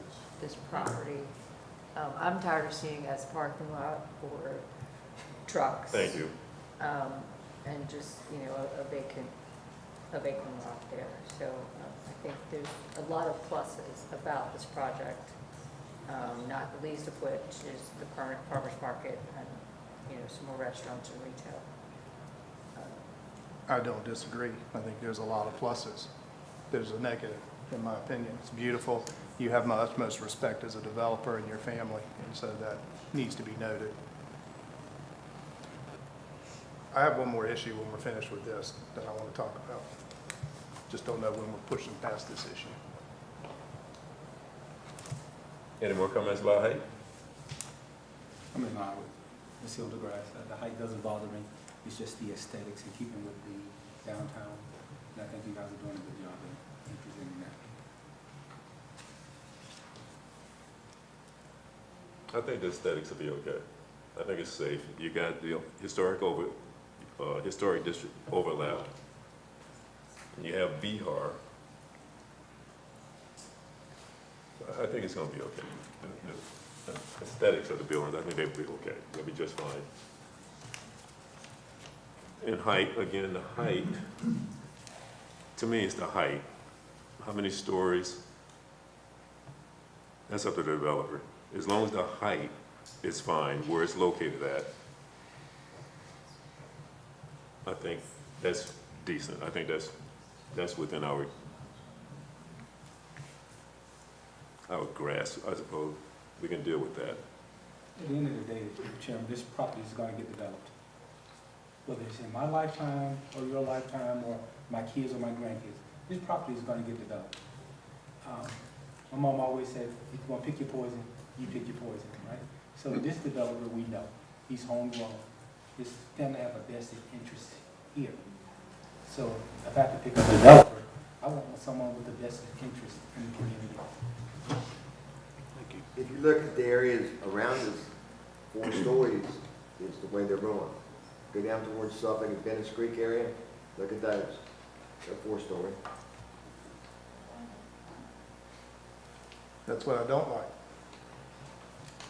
Yeah, but I like the idea of the interior corridors better than outside balconies and all of that where people are walking up. I think that this is going to be a much cleaner operation than if you had a 3-story that you wouldn't have the interior corridors and stuff. See, we got something that there's other localities don't have. You got Joe Luter building this project, and everything he's ever built is first class. Amen. Agreed. And what they're building in Suffolk, that's in tens and tens and tens. We're only talking about one project here, one location. I hope so. In the near future, I believe so. Why don't we move on to Tom's final? There's one section of this project will leave a bad taste in your mouth, and we can't overlook that one and go through the whole concept of the project and try to look at how much better it's going to be for the town economically and everything. Got one section, are we going to let that cause us not to do it? Again, the day Dr. Pope just said, he said he's one vote. You know, this is the way he feels, and, you know, we can't change the way he feels. I agree. That's the way he I feels. think we have to respect Dr. Pope's feelings on this. Yes, we do. We do. We don't have to agree. That's true. We have to respect. Exactly. I guess my question on the economic viability is, you've got on the plan, the 2 interior buildings are 3-story and the 2 on the roadside are 4-story. But those are all intended to be the interior walkway on both of them, is it not? Yes, sir. So what makes the 3-story ones economically viable but not the 4-story, or does it go back to The the fact that- overall development It's the overall development. density? Yeah. So And again- you either go 4 stories or we lose green space. one And or and other. the other piece to this is, in today's world in apartments, and John can speak to this, really you need a minimum of 200 units to have a project. I mean, many projects, and some that you all are referencing elsewhere, I mean, they're now building 350 units when they're building apartment projects. So you've got to have a certain amount of infrastructure to support an apartment project. And John, I don't know what the bare minimum. 200 for us.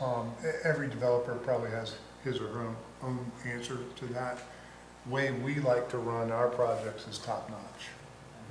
We like to provide first-class amenities, first-class landscaping, on-site property management, on-site resident property manager, and all that, on-site maintenance, tech, food, all that costs real money.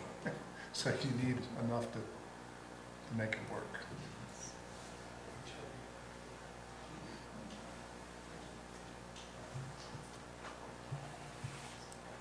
Any more comments about height? Any questions? No? Tom? Going back to my original concern from the very first meeting of the public-private partnership agreement and the cost, sharing and asking for the town to buy back the infrastructure. Where do we sit on that? What are the costs of the infrastructures? Do we know that data? We have estimates of what that's going to cost. Again, that is, as we have been instructed, that is for discussion post-zoning and not pre-zoning. And so we don't have enough details to have a conversation, nor do we think it's appropriate for tonight's meeting. Is there not a rough number? There is a rough number, but again, it's rough and it should be discussed at a later date. As I understand, that's gonna be decided by town council, not by us. Can I go to the board there? I don't know if Yes, it's- please. Please correct anything that I haven't But, corrected. Attorney Riddick, correct me if I'm wrong, it is not within our area of responsibility to consider town's finances and economics. No, there's plenty, but if Dr. Pope wants to talk about it, this is fine, it's planning commission, it's a Right. planning session, but the point, and they can correct me if I'm wrong, but basically I think he said there is, at some point in the future, they would ask the town council for reimbursement of infrastructure costs pertaining to the public aspect of this project. And I think he said ask. There's no requirement that the town has to agree to that. But they have the right to ask for it, but it doesn't have anything to do with whether or not you choose to rezone this or not. They have a legal obligation to put the infrastructure in if they do this project, and how it's ultimately paid for, if there's any contribution from the town or not, would be a decision by the town council at a later date. But it has nothing to do with I mean, it's not part of your function to figure out how they're gonna pay for their infrastructure. Okay. This is the farmer's market in my architectural drawing. Stick to this. Brew farm, farmer's market, restaurant, is that correct? Farmer's market in the Yeah. smaller parallel lines. Yeah, too. well, you got this sort of center vestibule, is that correct? No. The restaurant's on one end, farmer's market is in the middle, and then we have permanent shops on the end. Okay, so you have a farmer's market, there's a little retail space here and here, correct? Private. No, No. that's not correct. Shops are on one of the two ends. One rather than- of the barbell There's four ends, retail spaces, right? 2 or 3, 2 or 3, okay. That's irrelevant yes. in this. So in your financial impact, you said the brew pub is gonna cost 1.5 million for them to buy their shell. That's in your last page, number A72. Is the restaurant also spending 1.5 million, because that wasn't outlined in here, to buy their shell, or is it 1.5 million between the two, so 750, 750? The brew pub is the restaurant. There's no restaurant. There's no restaurant on the right. side. Yeah. So what's the other structure on the far end? Permanent shops. Those are retail shops. Those are shops, okay, that makes more sense, okay, so those are shops. Okay, in here, you say it's gonna cost $7.8 million to build this building. You're gonna ask the brew pub to spend 1.5 million. You're gonna donate 1 million. And this comes out to $5.3 million that you're asking the town to cover. Because in here, it says that the county's gonna donate 1.4. We're gonna donate 1.4. Math, top of my head, 2.3, $2 million, give or take. It says in here it could be funded from other private sources, or the town would need to take out a bond to cover the additional expenses. How are these additional expenses, once this is Isle of Wight, town of Smithfield? Somebody help me with my math here. 2.5. 2.5 million. Where is this 2.5 coming from? Well, To spend to build this building. we're seeking contributions from corporations that have an interest in supporting the town. We've allocated $1.5 million there. Again, that needs to be finalized, but and Judy, you jump in because we've had the discussions here, and quite frankly, you're better suited to take this than me, so unless you want me to take it. Well, I mean, I guess what I need to say is, the town has agreed to allocate 1.4, the county has agreed to allocate 1.4. The county's indicated to me that would come from, fund balance. They would not be borrowing any money for that. And there's been some discussion with the town that it would come from ARPA funds. The gap, I don't know. I'm sorry, could you repeat what the town source, would you repeat that? It could possibly be ARPA funding.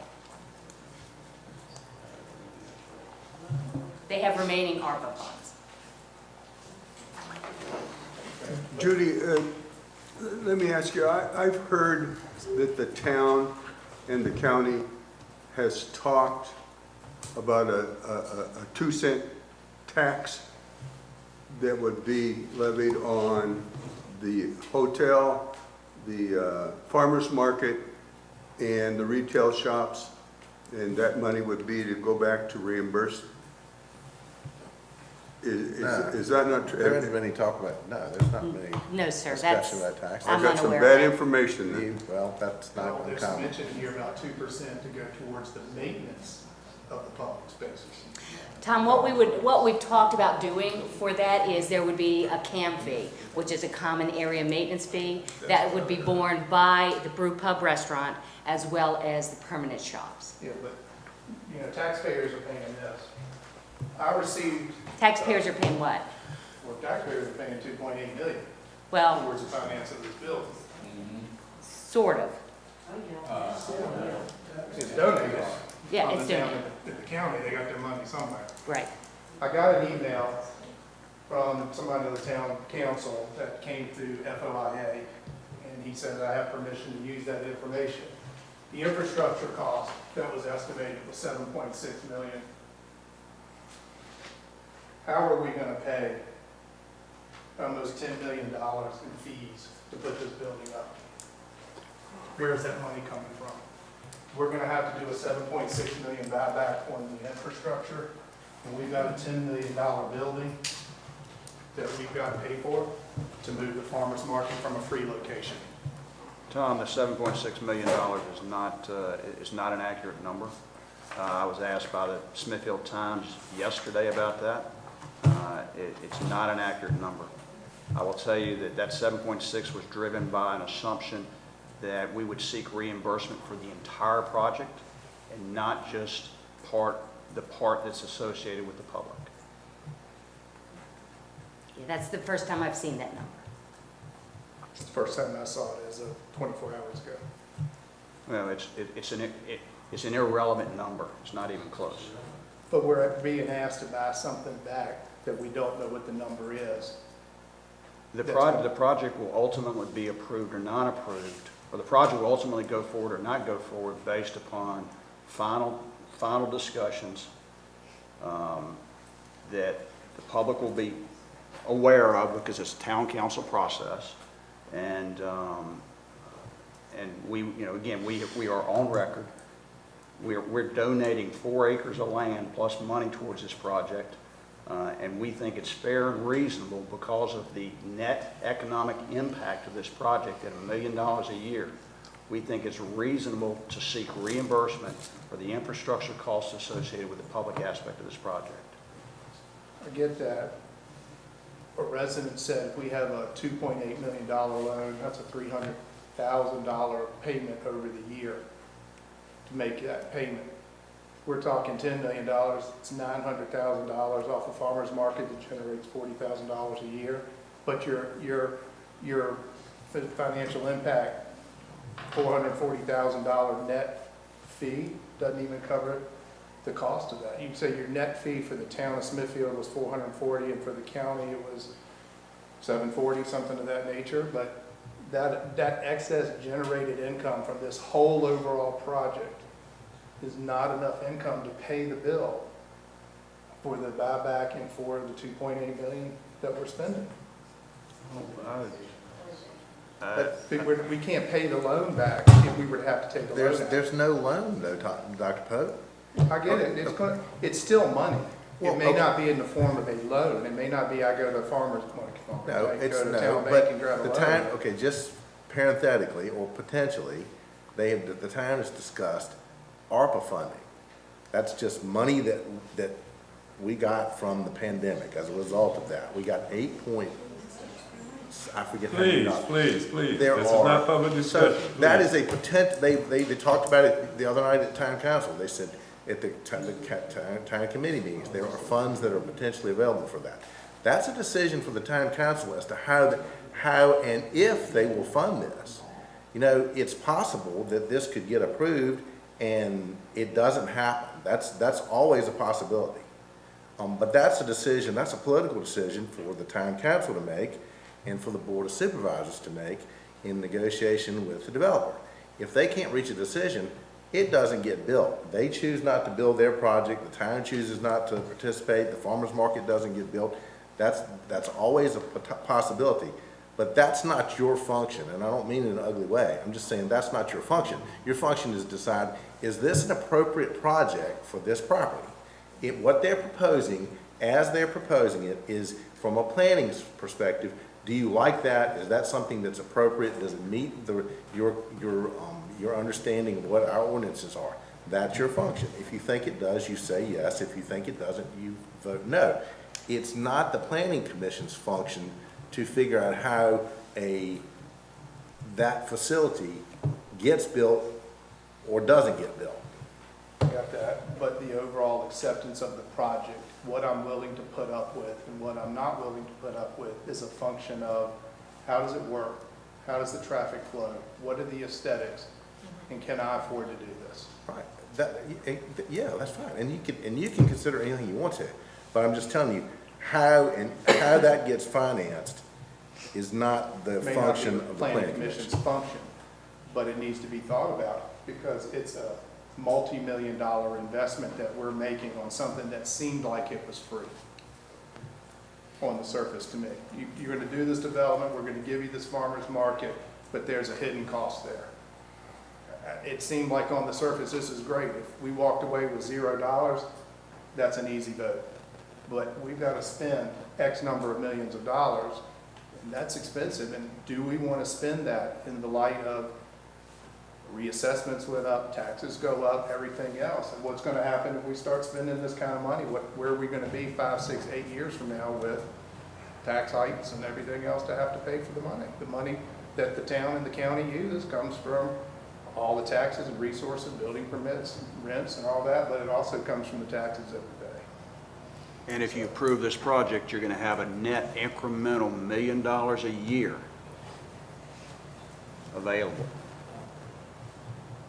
Down the road, yes, but that probably will barely cover the expenses here until it's paid off. But when we're also asked to fund or pay back or give it back in tap fees, you're asking the town to finance a multi-million-dollar over X number of years it takes to get this development finished. Because if you ask for tap, look at Cypress Creek, it's taken, what, 30 years for it to do it. If we had to wait on tap fees, the town would have regained, the prepayment of that would have taken 30 years to get the money back. I don't know, it's not like it's a check you just hand over. If you're asking for tap fees back, which y'all said in the first meeting, you're asking for tap fees and sewer fee taps and things like that to pay this money back. It's not going to really be that. But you're asking the town to finance that over a long period of time. Is that not true? Because, well, it's a long period of time based on how long does a development take to get to full build out. Right. Well, again, it's $1 million a year, $25 million obviously over a 25-year period. You know, how long it takes to get built out will be driven by when it's ultimately approved and the market conditions. But who's getting the 1 million? How much is, what percent's the town getting? What percent's the county getting? Because with the county's getting a certain percent, they're not going to be interested in this. I mean, they're going to use their money for what they use it for. The town has to appropriate what they want to use the money for. They may have more pressing issues, but we still got to pay for this. The town doesn't pay for anything. He has to pay for everything. We're paying for everything on the front end. We're seeking reimbursement over a period of time. The town doesn't come out of pocket for anything. Yeah. Now, the one exception is if the town and the county decide to appropriate money to the farmer's market, then that money would be appropriated on the front end to build it. But 2.8. but any other money that we ask for would only be repaid to us once this project is built and once the town and the county start getting the incremental revenue from the project. So for instance, if there is no revenue, then, like if there's no excess revenue, then there would be no payment back. Worst case scenario, is that what you're? Again, we call it but for. You know, if this project doesn't go forward, there's no money. But how do we know the town and the county are gonna give you that money? I mean, how do you know they're not gonna use that? We don't. We don't. And I'm a little confused by your comment about us paying for the farmer's market, that you thought that it was going to be free. We never suggested that we were going to build this farmer's market ourselves. It's always been looked at as a public-private partnership. Still trying to figure out how the finances work into this. It's always you've got to put money into it. Somebody's putting money into it. Y'all are putting money into it, but the public's putting money into it somewhere. And I'm not an accountant to figure this out. Well, My brain doesn't work that way. So try to simplify again. Public-private partnership. We're donating the land, and we're giving you $1 million towards the farmer's market. Okay, the value. How many acres is it? 4 acres. No, just the market itself and the green space. The market itself is 0.8 acres and the green space is 1.35. Okay, so 2 acres. We think the value of this land is $400,000 an acre. So we're giving you $800,000 of land and $1 million. We're donating $1.8 million towards the market in land and cash. We're asking the town and the county to contribute $1.4 million towards the project. But aren't we still paying the buyback? We're still paying money or donating or shifting money one way or the other to get the buyback of the infrastructure. There's no obligation for the town to do that at all. That's what they. That's what the financial No, there is, impact study no. There is no obligation for the town to buy anything back. They said that they intend to ask the town for reimbursement of infrastructure purely related to the public improvements. They're gonna ask. The town may agree to it, but they may not. But there is no obligation, and it's your decision, yes or no, is not tied to that in any way. Okay. So that, I mean, It's just a so town council anyway. you just understand, whether you approve, if you approve this, that doesn't mean they get anything. Now, I get that. they're gonna I assume they're gonna try to make a very logical and reasonable, persuasive case, and the town council will say yes or no, or whatever they say. But that's completely different than whether or not you think that's a good project or not. I got it, but I'm looking at all these issues to make sure everything is transparent, that somebody in the town council hasn't overlooked this either. We haven't presented anything to town council. Correct, but everybody's involved. Huh? People are involved. I mean, the town council and everybody, people are coming to me, asking me questions and telling me their opinions, and they're involved. Well, everybody's got opinions. Oh, yeah, sure they do. Sure, I mean, it's on the newspaper, it's on front of the newspaper every week. Everybody talks about it. Yeah, so I want to make sure I understand what's in front of me, but I also want to make sure I understand what's hidden. And make sure that. But There's nothing. And I'll just tell you, there isn't anything hidden. And that really, that sticks in my craw, because I've been doing this a long time. And the implication that there's anything going on behind closed doors and underhanded offends me to no end. I don't mean the offense. I know, but I'm just gonna say that. It offends me to no end, because I don't lie, and I don't break the law, and I don't participate in things that are not legal, and I never have. And I'm not pointing fingers at you, but I just get tired of the implication that somehow there's some sort of criminal conspiracy going on, because there's not. And for anybody to insinuate there is, pisses me off. I get that, but I just want to make sure I understand that if we look at this, I look at this as how much money are we spending? How much infrastructure are we helping to? Localities would purchase certain infrastructure utilities constructed by the developer. I want to make sure I understand what that number is as we move forward, because is that worth the concessions of things that I do like about this development and things that I don't? it's a balancing act, and I want to make sure that the amount of monies that are being transferred is enough to say, yes, this makes sense, to say, yes, I'm willing to throw my tax dollars in this. I just feel like there's money here that I just want to make sure we understand what we're spending. Don't we owe that to the public to bring it out? But the whole point is, that number is zero right now. If you approve that project right there, this number is zero, unless they can persuade the town council that the town council should make concessions. Okay. I get you, and I hear you. I just want to make sure that the town council understands my recommendations and my interpretation of this, and make sure they understand my thoughts about what my interpretation of that agreement is, of what we're buying back. That's all. But this, you keep saying, what are we buying back? We're not buying back anything. Okay, all right. But it's not free. There's no such thing. It's the developers by law are required to install the cost of the infrastructure to put their development in. There is a provision in the law that allows them to seek reimbursement for infrastructure that the town should have installed for public improvements. But that's a negotiation between the developer and the town at a later date. But that has nothing to do with whether or not you like that project or not.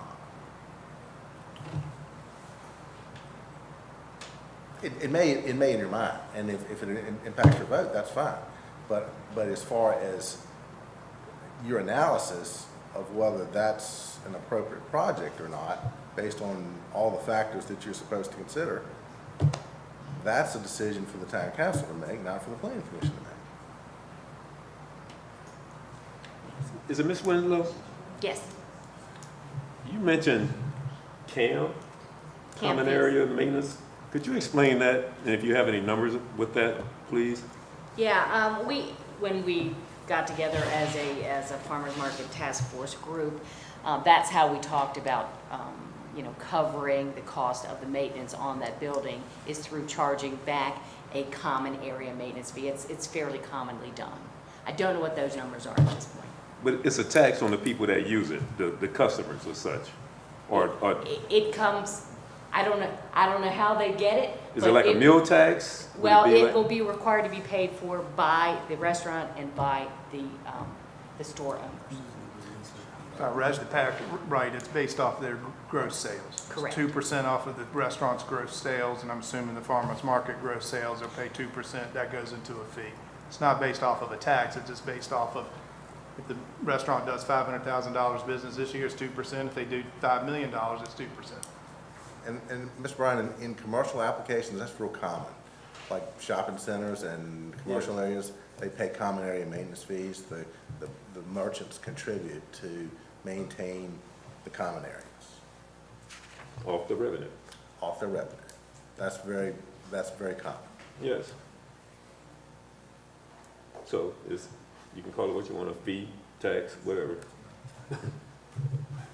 But there is some money that would come back to the town because of the operations of the restaurant and the farmer's market. That is correct. And the hotel. And the hotel, thank you. You had a comment? No, we're good. And as far as, all this is, the whole farmer's market is nothing but a concept. But the discussions have been, in general, that there might be, who might own it, Judy? I'm not even sure.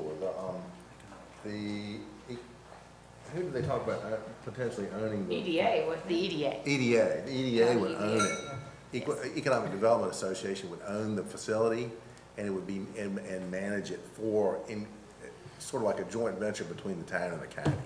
That's general discussions about it. But there's no detail about any of it. Yeah, because that's not set in stone. I only know that because my husband's on Right. economic And development that's, board for the but, county. Yeah, because as of this point, this is still a concept. Right, right. right.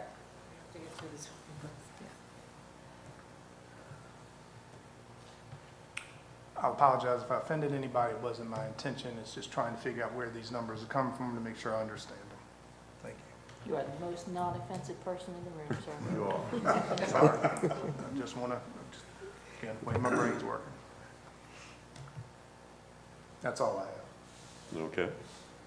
Mr. Reed, I have a question.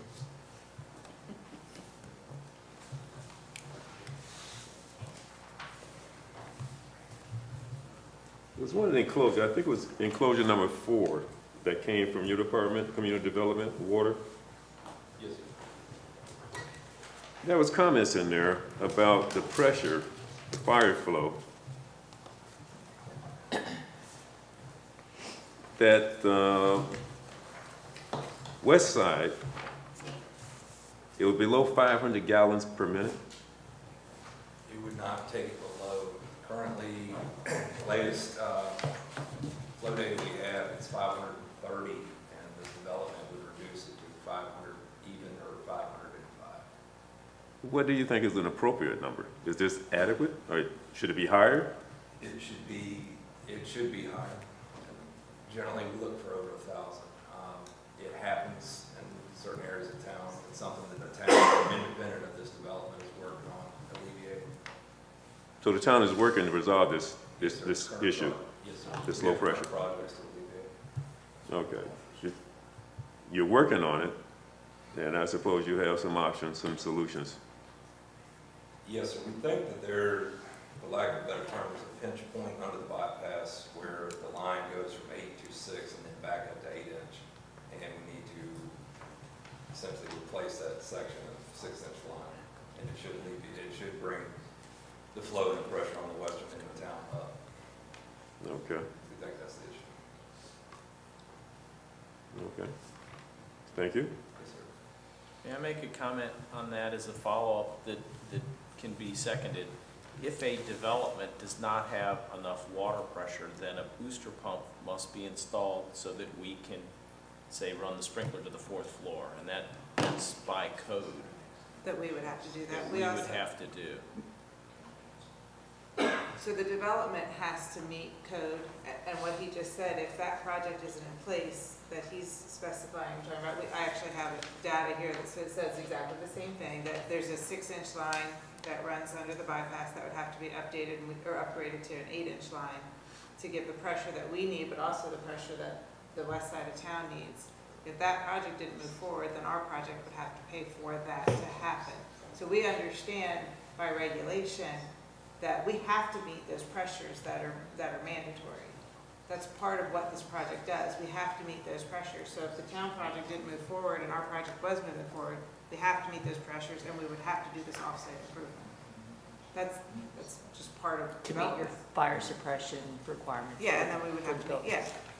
Building code. Okay.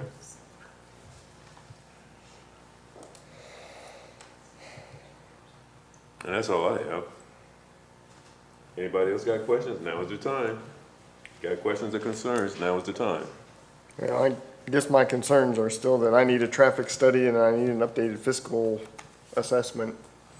And we've got a vote and dates that are coming up that we need to be done, and are we gonna get all the data in time to support being able to make a decision based on actual data? You said you did have a deadline for that traffic study, correct? Yeah, it was That was- 6 weeks from our submittal date, so May 3rd was the submittal date. I can't do the math in my head. 2 weeks into June. 2 weeks into June? It's tight. Right, we have received their updated TIA. We did send it back out to VDOT. We're waiting if VDOT still has any remaining comments on it. They did include their comment response letter where they addressed the comments that were provided to them. I have that here if you'd like it.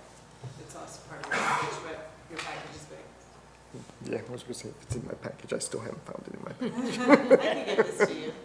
All right, that'd be good. I guess I have one last question. What happens to, when we do all of the analyses and things from the school and everything, and they say, we're a school bus and a handicapped school bus short, we're 2 police cars, 2 police officers short. What are the other things that were in there? What about rescue squad, fire department being a fire truck? Where are we getting this money to fund all those things? What's gonna happen ultimately down the road as this thing is built? And we're spending $1 million. I mean, how are we getting those things taken care of? I guess that's an issue more for the county, because they're really running it, but how do we justify That's those what the expenses? That's what the fiscal impact that's why I want to see those updated numbers, because right now, whenever they talk about the numbers, they're talking net.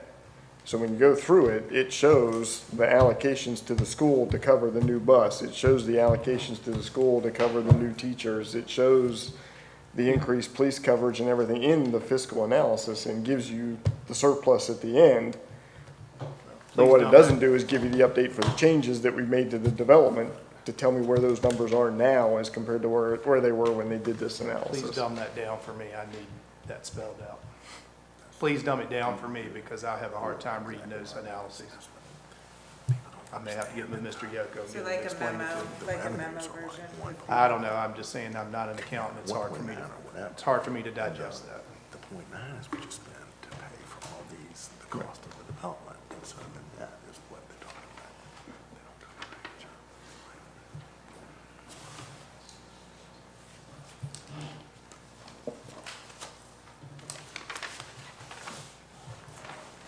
As I said, I have nothing else. Anyone else? Nothing? Would the applicant like to make a closing statement? Well, again, we appreciate the time, the questions on this project. As we stated from the beginning, it's, we think this is a very important project, and we're absolutely committed to ensuring that it's a quality project, that complements and enhances downtown, and that it's not a detriment. Again, a lot of time and effort spent putting this together to achieve it, and we appreciate the consideration. We hope that you'll give us the support, and thank you. Thank you, Mr. Luke. If you have questions, now is the time.